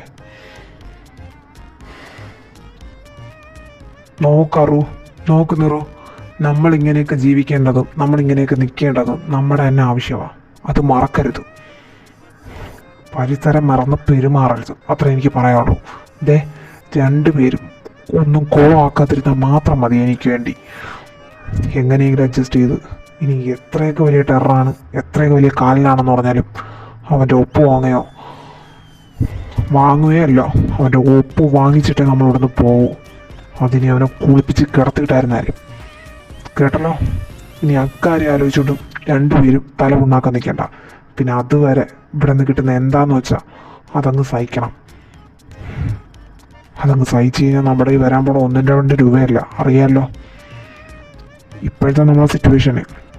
ഇനി എന്തെങ്കിലും ഉണ്ടെങ്കിലും ഇല്ലെങ്കിലും ശരി, തൽക്കാലം പിടിച്ചിരിക്കാൻ നമുക്ക് കുറച്ച് പൈസ വേണം. അത് ഇങ്ങനെയെങ്കിൽ ഇങ്ങനെ നമ്മുടെ കയ്യിൽ വരണം. അതുകൊണ്ട് അതിൻ്റെ പേരും പറഞ്ഞ് രണ്ടുപേരും വെറുതെ കിടന്ന് ടെൻഷൻ അടിക്കേണ്ട. വരുന്നതെല്ലാം അങ്ങ് വരുന്ന വഴിക്ക് വെച്ച് കാണാമെന്നങ്ങ് വിചാരിച്ചിരിക്കാൻ നോക്ക്. ഒന്നും ഉണ്ടാവത്തില്ല. അവ എന്തെങ്കിലും ചെയ്യുമ്പോഴത്തേക്ക് ഞങ്ങളിവിടെ മാനത്തോക്കൊണ്ട് നിൽക്കത്തില്ലല്ലോ, ഞങ്ങളും ഉണ്ടല്ലോ നിൻ്റെ കൂടെ. അതുകൊണ്ട് നീ ടെൻഷനൊന്നും അടിക്കണ്ട കേട്ടോ. That's great Bruno. ഇതിനെയൊക്കെയാണ് ബ്രദർ സ്പിരിറ്റ് എന്നൊക്കെ പറയുന്നത്. Brother spirit. ചേട്ടൻ അനിയന്മാരെ സമാധാനിപ്പിക്കുന്നു. That's great. അപ്പോൾ പൈസ നിങ്ങൾക്ക് അത്യാവശ്യമാണ്. എനിവേ, നിങ്ങൾ വീട്ടിൽ കയറി പറ്റാനായിട്ട് കണ്ടുപിടിച്ച പ്ലാനൊക്കെ കൊള്ളായിരുന്നു. കിഡ്നാപ്പ് പാളിപ്പോയത് ഞാൻ കാരണമാണല്ലേ? അത് മനഃപൂർവ്വമല്ല, പിക്ക് മാറിപ്പോയതാണ് ഞാൻ അയച്ചത്. പിറ്റേ ദിവസം രാവിലെ ഞാനത് കണ്ടത്. ഞാൻ കണ്ട് നിങ്ങളെ വിളിക്കുമ്പോഴത്തേക്കും എല്ലാം നടന്നു കഴിഞ്ഞു. പിന്നെ ഞാൻ എന്ത് ചെയ്യണം? ഓക്കെ, ഏതായാലും അതിപ്പോൾ ഉപകാരമായില്ലേ? നിങ്ങൾ വീട്ടിൽ കയറി നെക്സ്റ്റ് പ്ലാൻ വർക്കൗട്ടാക്കിക്കൊണ്ടിരിക്കുക. പിന്നെ ബ്രൂണോയുടെ സ്പിരിറ്റ് അതെനിക്കിഷ്ടപ്പെട്ടു. എങ്ങനെയും രുദ്രയുടെ സൈൻ വാങ്ങാം. താങ്ക്സ്. നിങ്ങളെ സാഗർ വിളിച്ചിരുന്നു. നിങ്ങളുടെ പപ്പ എന്തോ സാഗറിനെ കാണാൻ പോയിരുന്നെന്നാണ് പറഞ്ഞത്. നിങ്ങൾ സേഫാണോ എന്ന് സാഗർ എന്നോട് ചോദിച്ചു. ഞാൻ പറഞ്ഞു ആന്ന്. നിങ്ങൾക്കിവിടെ ജോലികൾ കിട്ടി, 2 ബോഡി ഗാർഡ്, ഒരു കുക്ക്, എല്ലാം ഞാൻ പറഞ്ഞിട്ടുണ്ട്. പപ്പയോടെല്ലാം ക്ലിയർ ആയിട്ട് പറഞ്ഞിട്ടുണ്ട്. മേ ബി അതായിരിക്കും ഡ്രസ്സ് തരാൻ വന്നപ്പോൾ നിങ്ങളുടെ പപ്പ നിങ്ങളെ കാണാതെ പോയത്, ആ ഒരു സമാധാനത്തിൽ. എനിവേ, എൻ്റെ കയ്യിൽ നിന്ന് നിങ്ങൾ വാങ്ങിച്ച പൈസ അത് തിരിച്ചു തരാം എന്നുദ്ദേശം ഉണ്ടെങ്കിൽ നിർബാൻ അത് വേണ്ട. ഏൽപ്പിച്ച കാര്യം നിങ്ങൾ ചെയ്ത് തന്നേ പറ്റൂ. ഇല്ലെങ്കിൽ എനിക്കും ഉണ്ടോ പോലീസിലും കോടതിയിലൊക്കെ പിടിപാട്. നിങ്ങളെ ഞാൻ കൊടുക്കും, അല്ലെങ്കിൽ നിങ്ങളെ ഞാൻ പൂട്ടും, മണിച്ചിത്രത്തായിട്ട് പൂട്ടും. പിന്നെ നിങ്ങൾ ഒരിക്കലും പുറം ലോകം കാണത്തില്ല. മേ ബി നിങ്ങളെ പപ്പയെ പോലും നിങ്ങൾ കാണത്തില്ല. അമ്മാതിരി കേസിലായിരിക്കും ഞാൻ നിങ്ങളെ കൊടുക്കാൻ പോകുന്നത്. അതുകൊണ്ട് എത്രയും പെട്ടെന്ന് പറ്റുമോ അത്രയും പെട്ടെന്ന് ഈ പറഞ്ഞ രുദ്രയുടെ സൈൻ ഞാൻ തരുന്ന പേപ്പേഴ്സിൽ വാങ്ങിക്കൊണ്ട് തരാൻ നോക്ക്. ഏതായാലും എനിക്ക് ധൃതിയൊന്നുമില്ല, നിങ്ങൾ ടൈം എടുത്തോ. ബട്ട് അധികം വൈകരുത്, അത്ര എനിക്ക് പറയാനുള്ളൂ. ഇട്ടഴയ്ക്കാനായിട്ട് എനിക്കും ഒട്ടും താല്പര്യമില്ല. Okay, anyway good night. നിങ്ങൾ വന്നിട്ട് നിങ്ങളെ ഞാൻ വന്ന് കണ്ടില്ലല്ലോ. പിന്നെ എല്ലാവരെയും മുമ്പ് വെച്ചൊന്ന് കണ്ടാൽ ഇങ്ങനെയൊക്കെ സംസാരിച്ച് കഴിഞ്ഞാൽ അവർക്ക് ഡൗട്ടാവും ഞാനും നിങ്ങൾ തമ്മിൽ മുമ്പേ അറിയാവുമെന്ന്. അതാ വരാതിരുന്നത്. ഇപ്പം എല്ലാവരും അവരവരുടെ കാര്യങ്ങളിൽ ബിസി ആയതുകൊണ്ട് തന്നെ ഞാൻ വന്ന് കാണാതെ കരുതി. അപ്പം ശരി, നടക്കട്ടെ നിങ്ങളുടെ ചർച്ച. ഓ, ഈ പെണ്ണും പിള്ളേനെ ഞാൻ എവര് കാരണം ഇതല്ല, എന്നിട്ട് വന്നിട്ട് പറഞ്ഞിട്ട് പോ നോക്ക്. ഭീഷണി, അവിടെയും ഭീഷണി. എൻ്റെ പൊന്നു ബ്രൂണോ, ഇതിപ്പം നമ്മൾ ചെറുതാൻ്റെ കളറിൻ്റെ നടുക്കാട്ടോ. ഞാൻ പറഞ്ഞില്ല എന്ന് വേണ്ട. നമ്മൾ ചെയ്താലും ചെയ്തില്ലെങ്കിലും എങ്ങനെയായാലും പെടുമെന്നാണ് എനിക്ക് തോന്നുന്നത്. ഇവരൊക്കെ പണക്കാരാ, ഒന്നും ചെയ്യാൻ മടിക്കാത്ത ജന്മങ്ങളാ. എനിക്കതാ പേടി. നീ ഇങ്ങനെ പേടിക്കാതടാ. അവർ വന്ന് ഇത്ര ഡയലോഗ് അടിച്ചിട്ട് പോയെന്നല്ലേ ഉള്ളൂ, അല്ലാതെ അവരൊന്നും ചെയ്തില്ലല്ലോ. ഏത് വിധേനയും ആ രുദ്രയുടെ സൈൻ വാങ്ങിച്ചു കൊടുക്കണം. എന്നിട്ട് നമുക്കിതിൽ നിന്ന് ഊരാം. നിങ്ങൾ സമാധാനപ്പെടും. പിന്നെ അവരെ ഭീഷണിയൊക്കെ നിങ്ങൾക്ക് തന്നെ അറിയാം, അതൊന്നും നമ്മളടുത്ത് ഏക്കത്തില്ല. വിട്ടുകളാ. ഓ, പിന്നെ ആരുടെ തേക്കുന്നേ? ദേ ബ്രൂണോ, നീ നിന്ന് വലിയ ഗ്യാങ്സ്റ്റർ കളിക്കല്ലേ? ഓ, അവൻ്റെ പഞ്ച് ഡയലോഗ് മനുഷ്യനോട് പേടിച്ചിട്ട് മുള്ളാൻ മുട്ടിയിരിക്കുമ്പോഴാണ് ദേ ആ പെണ്ണുമ്പിള് പറഞ്ഞിട്ട് പോയൊക്കെ കേട്ടല്ലോ. ഒരു ചെറിയ പാഴ്ച വന്നാൽ മതി, മനുഷ്യൻ്റെ തലയിൽ തല പോകുന്നതിന് തുല്യമാണ് ജയിലിലാവുന്നത്. ഈ കാണിച്ചതും ജീവിച്ചതും എല്ലാം വെറുതെ ആവും. അപ്പൻ്റെ മുഖത്തൊക്കെ നോക്കുന്ന അതെ. ഞാനൊരു കാര്യം പറഞ്ഞേക്കാം. ആ, അത്ര തന്നെ, എനിക്കൊന്നും പറയാമല്ലോ. ഞാൻ പോയി ആ ചെറുക്കനോട് ചോദിച്ചിട്ട് വരട്ടെ, ഞാനിന്ന് ഇവിടെ കിടന്നോട്ടെ. ബോഡി ഗാർഡാണെന്ന് പറഞ്ഞുകൊണ്ട് ആ ചെറുക്കൻ്റെ അടുത്ത് തന്നെ കിടക്കണമെന്ന് ആബി പറഞ്ഞത്. അതിനോട് പോയി പെർമിഷൻ ചോദിച്ചിട്ട് വന്ന് ബ്രൂണോയുടെ അടുത്ത് കിടക്കാമല്ലോ. അതിനു മുമ്പേ ഈ വീട് മുഴുവൻ കാണണം. വീട് മുഴുവൻ കണ്ട് ആ ചെറുക്കനോട് പോയി ചോദിക്കാം. അതായിരിക്കും നല്ല ഐഡിയ. അപ്പോൾ ശരിനാ. അല്ല, അവൻ പോയി. ബ്രൂണോ, അപ്പോൾ അവ ഇന്ന് ഇവിടെയാണോ കിടക്കുന്നത്? ബ്രൂണോ, നിനക്കറിയാമല്ലോ എനിക്ക് നിങ്ങളുടെ അടുത്ത് കിടക്കണം. ഞാനും പോയി ആ കടുവേരടുത്ത് ചോദിക്കട്ടെ ഇവിടെ വന്ന് കിടന്നോട്ടെ എന്ന്. പോയി ചോദിക്ക്. നീ അവനോട് ചോദിക്കുന്നതിന് നീ എന്നോട് പെർമിഷൻ ചോദിക്കുന്നത് എന്തിനാടാ? എടാ, അവനാ നിന്നെ സെല്ലിനകത്ത് ഇട്ട് വെച്ചെങ്കിൽ അല്ല ഞാനല്ല. നീ അവനോട് പോയി ചോദിക്കൂടാ ഒന്ന് കിടന്നോട്ടെ എന്ന്. വിടുവാണെങ്കിൽ വാ, എനിക്കൊരു കുഴപ്പമില്ല. എൻ്റെ അനിയന്മാർ എൻ്റെ അടുത്ത് കിടക്കുന്നതിന് എനിക്ക് സന്തോഷമേ ഉള്ളൂ. വിട്ടില്ലെങ്കിൽ വെറുതെ അവനെ പിണക്കിയിട്ട് വരാൻ നിൽക്കണ്ട. അതാ നമ്മുടെ ആരോഗ്യത്തിന് ഇപ്പം നല്ലത്, കേട്ടാ? ഓക്കെ. വിട്ടാലും വിട്ടില്ലെങ്കിലും ചോദിക്കുന്നതിന് തെറ്റൊന്നുമില്ലല്ലോ. ഞാൻ പോയിട്ട് വരാവേ. ഈ ചെറുക്കൻ്റെ ഒരു കാര്യം, അവൻ വിട്ടതേ ഇല്ല. ഇവൻ പറഞ്ഞത് വെച്ച് അവൻ ഒരടാറ് കടുവയാ. ഞാനെന്തിനാ നീ മുറിക്കകത്തൊറ്റയ്ക്കുന്നേ? ഒരുത്തൻ വീട് കാണാനല്ലേ പോയേ? ഞാനും കണ്ടു കളയാം. ഇത്രയും വലിയ വീട്ടിൽ വന്നിട്ട് ഇനി കണ്ടില്ല എന്ന് വേണ്ടല്ലോ. ഇത്രയും വലിയ റൂമൊക്കെ ജോലിക്കാർക്ക് കയറണമെങ്കിൽ മാസം അവരുടെ വരുമാനം എത്രയായിരിക്കും? ഇതിനേക്കാളും കൂടുതൽ നമുക്ക് ഉണ്ടാക്കാനൊക്കെ അറിയാം. പിന്നെ എന്തായാലും വീടെങ്കിൽ വീട് കണ്ട് തുലയ്ക്കാം. ഇവനെന്തു പറ്റി? എന്താ കുറേ നേരം കൊണ്ട് ഞാൻ നിന്നെ നോക്കുക, നീ ഒന്നും പറയുന്നുമില്ല, അവിടെ തന്നെ നിന്ന് തത്തി കളിക്കുന്നു. കുറെ നേരം ആയാലും ഇങ്ങനെ നിൽക്കാൻ തുടങ്ങിയിട്ട് എന്താ കാര്യം? നിനക്ക് എന്തെങ്കിലും എന്നോട് പറയാനുണ്ടോ? ഉണ്ടെങ്കിൽ വാ തുറന്ന് പറ, എന്നാലേ എനിക്കറിയാൻ പറ്റൂ. എനിക്ക് ഈ മനസ്സ് വഹിക്കാനുള്ള കഴിവൊന്നുമില്ല. എന്താ കാര്യം? അത് പിന്നെ രുദ്ര നേരത്തെ പറഞ്ഞില്ലേ ഞാൻ ഇവിടെ തന്നെ കിടക്കണമെന്ന്. അതെ, ഞാൻ ബ്രൂണോയുടെ അടുത്ത് പോയി കിടന്നോട്ടെ. ബ്രൂണോയ്ക്ക് ഒറ്റയ്ക്ക് റൂമൊക്കെ കൊടുത്തായിരുന്നു മറ്റേ ഹർഷ്. ഞാൻ ബ്രൂണോയുടെ അടുത്ത് പോയി കിടന്നോട്ടെ. വേറൊന്നുമല്ല, ഞങ്ങൾ വീട്ടിൽ 3 പേര് ഒരുമിച്ച് കിടക്കുന്നത്. അപ്പോൾ അറു ചോദിക്കാൻ വേണ്ടി പോയേക്കാ. എനിക്കങ്ങനെ ഒറ്റയ്ക്ക് കിടന്ന് ശീലമില്ല, എനിക്ക് പേടിയാ.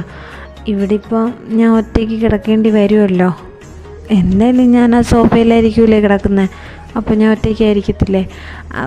ഞാൻ ബ്രൂണോരുടെ അടുത്ത് പോയി കിടന്നോളാം. പിന്നെ ഈ കൂടെ റൂം ഷെയർ ചെയ്യണമെന്നൊക്കെ പറഞ്ഞാൽ വെറുതെ അല്ലേ? വെറുതെ അല്ല, ഞാൻ കാര്യമായിട്ട് പറഞ്ഞതാ. പിന്നെ നിനക്ക് ഇനി ഒറ്റയ്ക്ക് കിടക്കുന്നതാണ് പേടിയെങ്കിൽ നിന്റെ അടുത്ത് ഞാൻ പറഞ്ഞോ ഈ സോഫയിൽ കിടക്കാൻ? ഇല്ലല്ലോ, നീ എൻ്റെ കൂടെ കട്ടിൽ കിടന്നോ, നമുക്ക് ഒരുമിച്ച് കിടക്കാം. അതിനിപ്പോൾ എന്താ കുഴപ്പം? ഒന്നുമില്ലെങ്കിലും നമ്മൾ രണ്ടൊരു ആമ്പിള്ളേരല്ലേ, നമുക്ക് ഒരുമിച്ച് കിടക്കാണോ? എനിക്ക് ഒരു വിരോധമില്ല, നിനക്ക് ഒരു വിരോധം കാണാൻ വഴിയില്ലെന്നാണ് എൻ്റെ ഒരു ഇത്. അല്ല, നിനക്ക് പേടിയെന്നല്ലേ പറഞ്ഞേ, ആരോടെങ്കിലും കിടന്നാൽ പോരെ? അതിനിപ്പോൾ റൂണോരുടെ തന്നെ കിടക്കണമെന്നില്ലല്ലോ. ഈ ചേട്ടൻ്റെ അടുത്ത് തന്നെ ഉള്ള കാലം നിൽക്കാൻ പറ്റില്ലല്ലോ, ലൈഫല്ലേ, ചില മാറ്റങ്ങളൊക്കെ വേണമല്ലോ. അതുകൊണ്ട് നമുക്കൊരു കാര്യം ചെയ്യാം, നമുക്ക് രണ്ടുപേർക്കും ഒരുമിച്ച് ആ കട്ടിലിൽ കിടക്കാം. പിന്നെ നീ ഈ സോഫയിലൊന്നും കിടക്കണ്ട. ഇനി നമുക്ക് രണ്ടുപേർക്കും ഒരുമിച്ച് ആ കട്ടിലിൽ കിടക്കാൻ പറ്റൂലെങ്കിൽ ഞാൻ സോഫയിൽ കിടന്നോളാം, നീ ആ കട്ടിലിൽ കിടന്നാൽ മതി. എനിക്ക് ഒരു വിരോധമില്ല. ഒന്നുമില്ലെങ്കിലും എൻ്റെ നെഞ്ചാൻ കൂടി ചവിട്ടി കലക്കിയവനല്ലേ നീ, അപ്പം നിനക്ക് സുഖം ഉറക്കാൻ കിട്ടണ്ടേ? നല്ല ആരോഗ്യമാണെന്ന് എനിക്കറിയാം. ആരോഗ്യം വീണ്ടെടുക്കാനായിട്ട് എന്തൊക്കെ കാര്യങ്ങളാണ് നോക്കേണ്ടത്? അല്ല, വീണ്ടെടുക്കാനല്ല, നിലനിർത്താനായിട്ട്. അപ്പോൾ പിന്നെ ഉറക്കത്തിന് ഒരു മുടക്കം വരാൻ പാടില്ല. പിന്നെ നിന്നെ കണ്ടറിയാം ഉറക്കം നിന്റെ ഒരു വീക്ക്നെസ് ആണെന്ന്. അതുകൊണ്ട് നിനക്ക് സുഖമായിട്ട് ഉറങ്ങണ്ടേ? നീ കട്ടിൽ കിടന്നോ, ഞാനും കിടക്കാം. നിനക്ക് പേടിയല്ലേ, ഞാൻ അടുത്ത് കിടന്നോളാം, നമുക്ക് ഒരുമിച്ച് ഷെയർ ചെയ്യാം. അപ്പം എന്നെ ബ്രൂണോരുടെ അടുത്ത് വിടത്തില്ലല്ലേ? വേണ്ട, എനിക്ക് ഒറ്റയ്ക്ക് കിടക്കുന്ന പേടിയൊന്നുമില്ല. ഞാൻ ബ്രൂണോരുടെ അടുത്ത് പോകാൻ വേണ്ടി ചുമ്മാ പറഞ്ഞതാണ്. ഞാൻ ഈ സോഫയിൽ ഒറ്റയ്ക്ക് തന്നെ കിടന്നോളാം, ഷെയർ ഒന്നും ചെയ്യണ്ട. വളരെ ഉപകാരം. അങ്ങനെ പോലെ നിൽക്ക്. ഒരു കാര്യം കൂടെ പറയട്ടെ.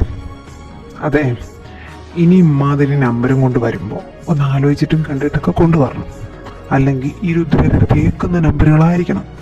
കേട്ടോ നിർവാൻ മോനെ? തൽക്കാലം ചേട്ടാന്ന് വിളിക്കാൻ ഒരു ഉദ്ദേശവുമില്ല, ഉദ്ദേശപ്പെടുന്നുമില്ല, അങ്ങനെ ഉദ്ദേശിക്കാൻ ആഗ്രഹവുമില്ല. കേട്ടോ നിറു? പിന്നെ നിനക്ക് നിന്റെ ചേട്ടനോട് കിടക്കണമെന്ന് തോന്നിയത് സ്വാഭാവികമായിട്ടായിരിക്കാം. പക്ഷേ എൻ്റെ ബോഡി ഗാർഡായിട്ട് ഞാനാണ് നിന്നെ ഇവിടെ ജോലിക്ക് നിയമിച്ചത്, ഹർഷേട്ടൻ്റെ അടുത്തല്ല. നീ നിൽക്കില്ല എന്ന് പറഞ്ഞിട്ടും നിന്നെ ഇവിടെ വെറുതെ നിർത്തില്ല എന്ന് അവർ വരെ എതിർത്തിട്ടും എൻ്റെ കെയർ ഓഫിലാണ് നീ ഇവിടെ കയറിയിരിക്കുന്നത്. അന്നേരം ഞാൻ പറയുന്ന എല്ലാം നീ കേൾക്കണം. ഇല്ലെങ്കിൽ ഉറപ്പായിട്ട് നിന്റെ പേരിൽ ഞാൻ കേസ് കൊടുത്ത് നിന്നെ ഉള്ളയാക്കും. അത് നിനക്ക് ഓൾറെഡി അറിയാമെന്നുള്ള കാര്യമാണ്. ഞാനത് ചെയ്യുമെന്ന്, ഞാൻ പറയുന്നത് കേട്ടില്ലെങ്കിൽ ഞാനത് ചെയ്യുമെന്ന് ഓൾറെഡി നിന്നോട് പറഞ്ഞല്ലോ. അപ്പോൾ പൊന്നുമോൻ ആ കട്ടിൽ കയറി കിടന്നു, ഞാൻ ഈ സോഫയിൽ കിടന്നോളാം. എനിക്ക് അത്രയും വലിയ കട്ടിലുണ്ടായിട്ടും അവിടെ കിടന്ന് തന്നെ ശീലം. അതാ പറഞ്ഞത് സോഫയിൽ നിന്നെ കിടത്തത്തില്ല എന്ന്. ചെല്ലും. പിന്നെ ഇവിടെ നിന്ന് രാത്രി എണീച്ച് അങ്ങോട്ടും പോകാനോ ബ്രൂണോയെ കാണാനോ അല്ലെങ്കിൽ മറ്റേ ചെറുക്കൻ്റെ വരുന്ന അറിവ് അവൻ്റെ അടുത്ത് പോകാനൊന്നും ശ്രമിക്കണ്ട. കൊന്നുകളയിനെ കേട്ടോ. Good night. Good night. പോയി തേച്ചൊരച്ച് കുളിക്കും. പോകുന്നുണ്ടില്ലേ ഷെയ്ത്താൻ കുട്ടി. കട്ടിലേക്ക് കട്ടിലും എനിക്ക് ഉറങ്ങിയാൽ മതി. എന്നെ ഇതിലൊന്നും തോപ്പിക്കാൻ പറ്റൂലടാ. പറട്ടെ നിനക്ക്. ഇത്രയും വലിയ കട്ടിലോ? അഡ്ജസ്റ്റ് ചെയ്യാം, ഉറങ്ങിയാൽ പോരെ. എൻ്റെ ഭർത്താവേ, ഞങ്ങളിപ്പോൾ വാടകയ്ക്ക് താമസിക്കുന്ന വീട് ഈ ഹോളിൻ്റെ അത്ര ഉണ്ടെന്ന് തോന്നുന്നു മൊത്തത്തിൽ. ഈ പൈസയൊക്കെ ഉണ്ടായിരുന്നെങ്കിൽ എത്രയോ പാവങ്ങൾ രക്ഷപ്പെട്ടേനെ. അല്ലെങ്കിലും നമ്മൾ ചിന്തിക്കുന്ന പോലെ എല്ലാവരും ചിന്തിക്കണമെന്നില്ലല്ലോ. ഈ പൈസയൊക്കെ ദാനം ചെയ്ത് കഴിഞ്ഞാൽ ഇവർക്ക് പുണ്യം കിട്ടൂലേ? ചെയ്തുകൂടെ? വെറുതെ കെട്ടിപ്പൊക്കി വെച്ചേക്കുക കേട്ടടാ. ഹർഷ ഉറങ്ങിയില്ലായിരുന്നോ? താനാൾ കൊള്ളാലോ. ഇല്ലടോ, ഞാൻ ഒരാളിങ്ങനെ നടന്നു പോകുന്ന കണ്ടിട്ട് റൂമിൽ നിന്ന് ഇറങ്ങി വന്നതാ, തന്നെ ഫോളോ ചെയ്ത് വന്നതാ. താനായിരുന്നെന്ന് ഞാൻ വിചാരിച്ചില്ല. എന്താ വീട് കാണുവാണോ? താൻ പറഞ്ഞത് ശരിയാ, വേണമെങ്കിൽ ദാനം ചെയ്യാം. പക്ഷേ ഇതിനൊക്കെ ഉള്ള 2 അവകാശികൾ അവരുടെ കാര്യം നോക്കി നടക്കുകയല്ലേ, പിന്നെ എങ്ങനെ ദാനം ചെയ്യാനാ? 5 പൈസ എടുക്കാൻ പറ്റില്ലല്ലോ. അതൊക്കെ ഓരോ വിധിയാടോ.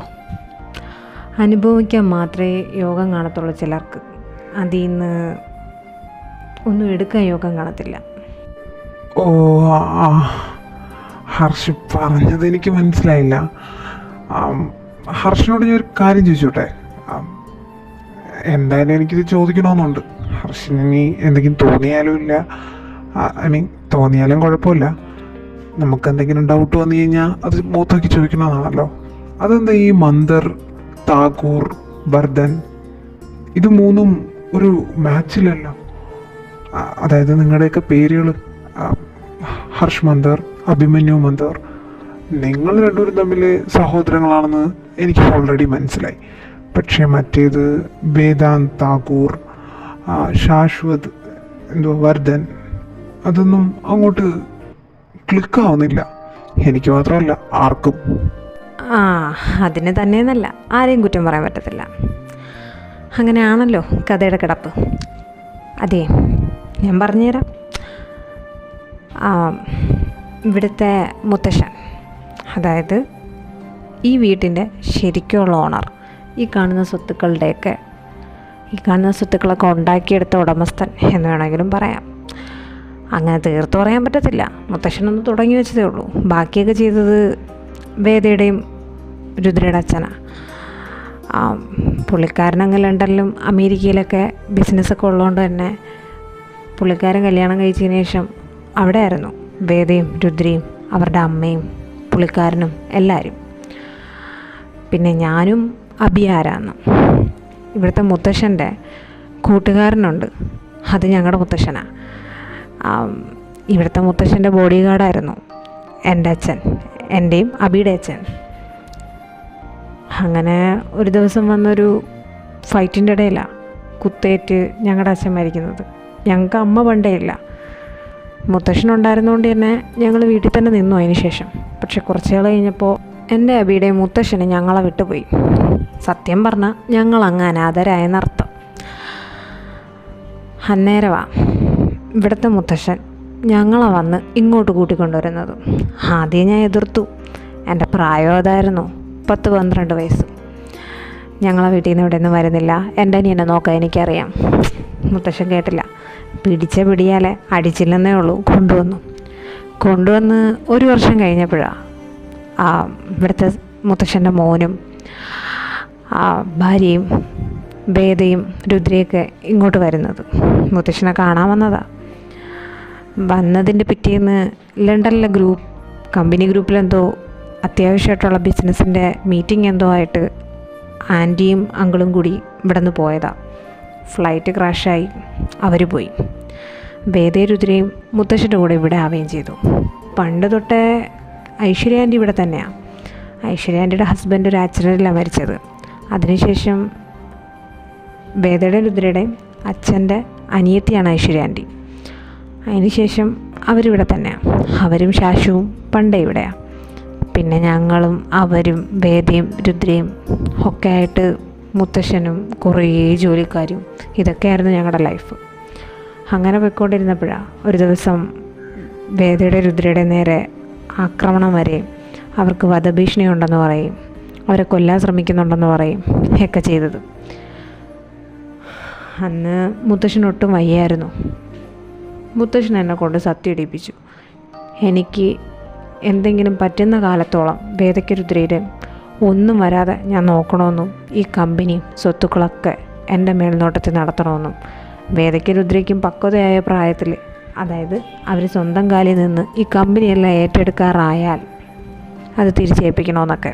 ഇനി അത് തിരിച്ചേൽപ്പിച്ചാലും ഞങ്ങൾക്ക് ഞങ്ങളുടെ നാട്ടിലെ സ്ഥലവും കാര്യങ്ങളും എല്ലാം ഉണ്ടോ. അതിന് ഇപ്പോൾ ഇവർക്ക് 10-23 വയസ്സായി. എവിടെ, രണ്ടുപേരും ഇത് ഏറ്റെടുക്കാൻ തയ്യാറല്ല.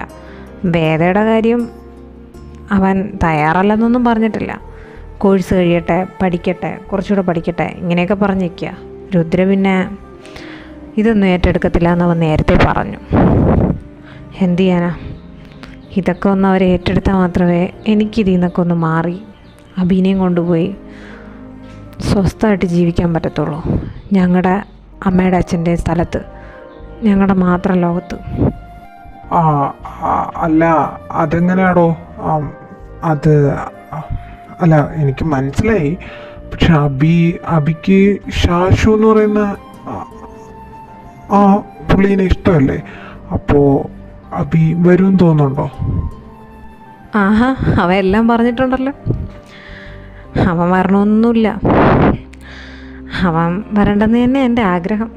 പിന്നെ പറഞ്ഞപ്പോൾ ഫ്ലോയിൽ പറഞ്ഞതാ, എൻ്റെ അനിയനല്ലേ, കൂടെ വേണമെന്ന് ആഗ്രഹമുണ്ട്. പിന്നെ അവൻ്റെ ഇഷ്ടങ്ങൾക്കും പ്രാധാന്യമുണ്ടല്ലോ. അവൻ ശാശ്വതമായിട്ട് കല്യാണം കഴിഞ്ഞ് സന്തോഷമായിട്ടിരിക്കണമെന്ന് തന്നെ എൻ്റെ ആഗ്രഹം. അങ്ങനെ തന്നെ ഇരിക്കാൻ പറ്റട്ടെ. ഞാനങ്ങോട്ട് പോകാമെന്നാണ് പറഞ്ഞത്.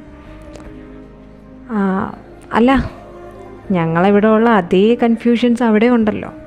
എന്താ ഈ ബ്രൂണോ ബെഞ്ചമിൻ, നിർവാൻ ബെഞ്ചമിൻ, അറിവ് ബെഞ്ചമിൻ?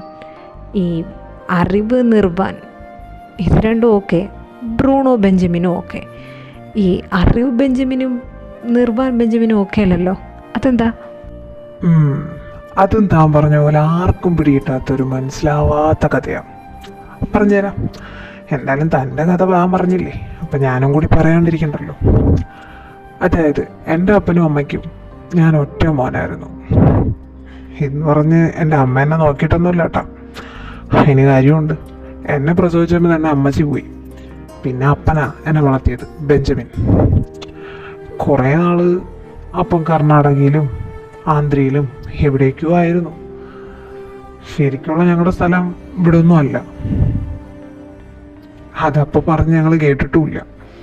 ഞങ്ങൾ ചോദിക്കാനും പോയിട്ടില്ല. അപ്പനതൊക്കെ ആലോചിക്കുമ്പോൾ വിഷമമാണ്.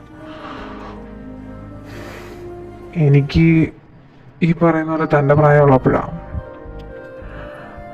യവന്മാർ രണ്ടിനെയും തമിഴ്നാട്ടിൽ നിന്ന് ഒരു ചേരിയിൽ നിന്ന് കിട്ടുന്നത്. കിട്ടുന്ന സമയത്തിന് ഒന്നിന് 5 വയസ്സും ഒന്നിന് 9 വയസ്സും. പിന്നെ എടുത്തു വളർത്തി സ്കൂളിൽ ചേർക്കാൻ നേരത്താണ്. ഫുൾ നെയിം എന്താണെന്ന് സ്കൂളിലുള്ളവർ ചോദിച്ചു. അന്നേരം അപ്പൻ്റെ പേര് ചേർത്തങ്ങ് പറഞ്ഞു. പിന്നെ യവന്മാർക്ക് വേണമെങ്കിൽ ഞങ്ങൾക്ക് ഞങ്ങളുടെ മതത്തിൽ ചേർത്ത് പേരൊക്കെ ഇടായിരുന്നു. പക്ഷേ യവന്മാർ രണ്ടും സഹോദരങ്ങളാണെന്ന് ഞങ്ങൾക്ക് അന്നേരമേ മനസ്സിലായി. രണ്ടും എപ്പോഴും അടിയാ. രണ്ടിനും അവരവരുടെ പേരും അറിയാം, പക്ഷേ വേറൊരു കാര്യങ്ങളും അറിയത്തില്ല. അമ്മയച്ചനൊക്കെ ഉണ്ടായിരുന്നു എന്നാണ് പറയുന്നത്. ഏതോ ഓഫനേജിൽ നിന്ന് ചാടി വന്നതെന്നാ നിറു പറയുന്നത്.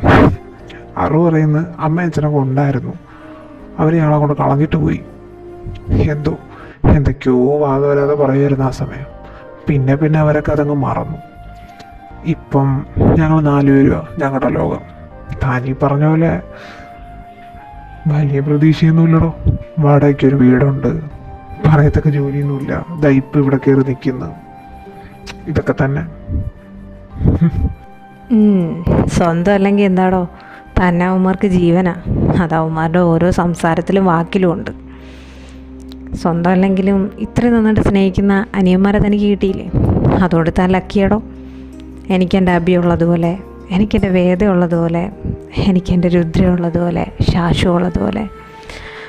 ഇവരൊന്നും അബി ഒഴിച്ച് ബാക്കി 3 എൻ്റെ സ്വന്തം അല്ലെങ്കിലും അവർക്ക് ഞാൻ ജീവനാ. ഞാൻ പറയുന്ന കേൾക്കും. അതുപോലെ അവിടെ തനിക്ക് അവരും. എന്നാൽ ഞാൻ പോയി കിടക്കട്ടെ. അധികം ഇങ്ങനെ സംസാരിച്ചുകൊണ്ടിരിക്കാൻ പറ്റത്തില്ല. രാവിലെ ഓഫീസിൽ പോകണ്ടല്ലേ, നിന്ന് കഴിഞ്ഞാൽ എണീക്കത്തില്ല. അതുകൊണ്ടാണ്. ശരി എന്നാൽ. ശരിടോ, താനും ലക്കിയാ.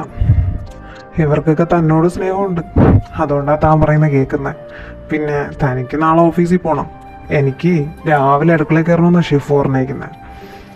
അന്നേരം ഞാനും പോയി കിടക്കട്ടെ. ഏതായാലും വീടൊക്കെ ഞാൻ അത്യാവശ്യം കണ്ടു. ബാക്കി ഇനിയും ദിവസങ്ങളുണ്ടല്ലോ, കാണാം. Good night. ശരി എന്നാൽ. എൻ്റെ ഭർത്താവേ, ഞാനിപ്പോഴും ആ വീട്ടിനകത്ത് തന്നെയാണോ അതിന് വേറെ എവിടെയെങ്കിലും ആണോ? ഇതെന്ത് പോക ഇരുണ്ട് വരുന്നേ? ഇത് വീടാണോ അതോ ഇനി പ്രേതാലയാണോ? ഓ, എന്തോ അവിടെ സൗണ്ട്. ഇതെന്തോ അണ്ടർഗ്രൗണ്ടോ? അയ്യോ, ഞാൻ വന്ന വഴിയൊക്കെ മറന്നല്ല. ഓ, വരണ്ടായിരുന്നു. ഇനി അതിൽ കയറി പോവും. ഇതെന്തോ അവിടെ പോയി നോക്കണം. നോക്കുന്നത് തെറ്റൊന്നുമില്ലല്ലോ. ഓ, ഇവനോട് ഞാൻ പറഞ്ഞതാ, ഒരു വാക്ക് പറഞ്ഞാൽ കേൾക്കത്തില്ല. എൻ്റെ കൂടെ വരാൻ പറഞ്ഞിട്ട് അതും കേട്ടത്തില്ല. ഈ ഇരുട്ടത്തും. ഒന്നാമത് എനിക്ക് ഷുഗറിൻ്റെ പ്രോബ്ലം ഉള്ളതാണ്. അതും പോരാഞ്ഞിട്ട് ഇന്നിനിയിപ്പോൾ എൻ്റെ കൂടെ അറിവും കാണത്തില്ല റൂമിൽ. എനിക്കങ്ങനെ ഷുഗർ കുറഞ്ഞ് ബോധം കെട്ട് വീണ് കഴിഞ്ഞാൽ ഇവൻ ഈ ജാം ഇത് എവിടെ കൊണ്ട് വച്ചേക്കുന്നോ എന്തോ. ഒരാവശ്യത്തിന് നോക്കിയാൽ കാണത്തുമില്ല പണ്ടാരം പിടിക്കാനായിട്ട്. ഞാൻ ഇനി ഇത് എവിടെ പോയി നോക്കും? സ്റ്റോർ റൂമിലുണ്ടെന്നല്ലേ പറഞ്ഞേ, അല്ലെങ്കിൽ ഒന്ന് കൂടെ വന്ന് എടുത്തു തരുമോ? അതുമില്ല. ഈ തെണ്ടിക്ക് ഉത്തരവാദിത്വം എന്ന് പറയുന്നൊരു സാധനമില്ല. അത് പിന്നെ പണ്ടേ ഇല്ലല്ലോ. സ്നേഹമില്ലാത്ത എനിക്ക് മാത്രമേ അവനോട് സ്നേഹമുള്ളൂ. ആരാ അവിടെ?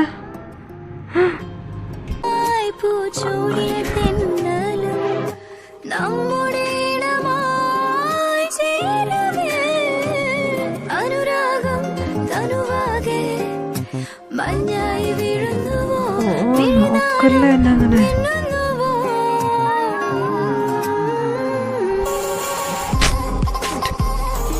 ഇന്ന് പോവും ചെറുക്കോ. അയ്യോ ടെൻഷനാവുന്ന. ഞാനിപ്പം തന്നെ ഷുഗർ കുറഞ്ഞ് തറയെ വീഴുമെന്നാ തോന്നുന്നത്.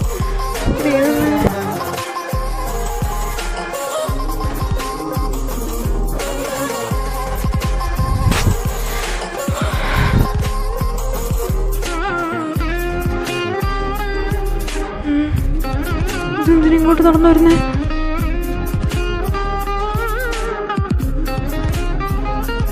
അയ്യോ വരല്ലേ വരല്ലേ, കയ്യിൽ നിന്ന് പോകും.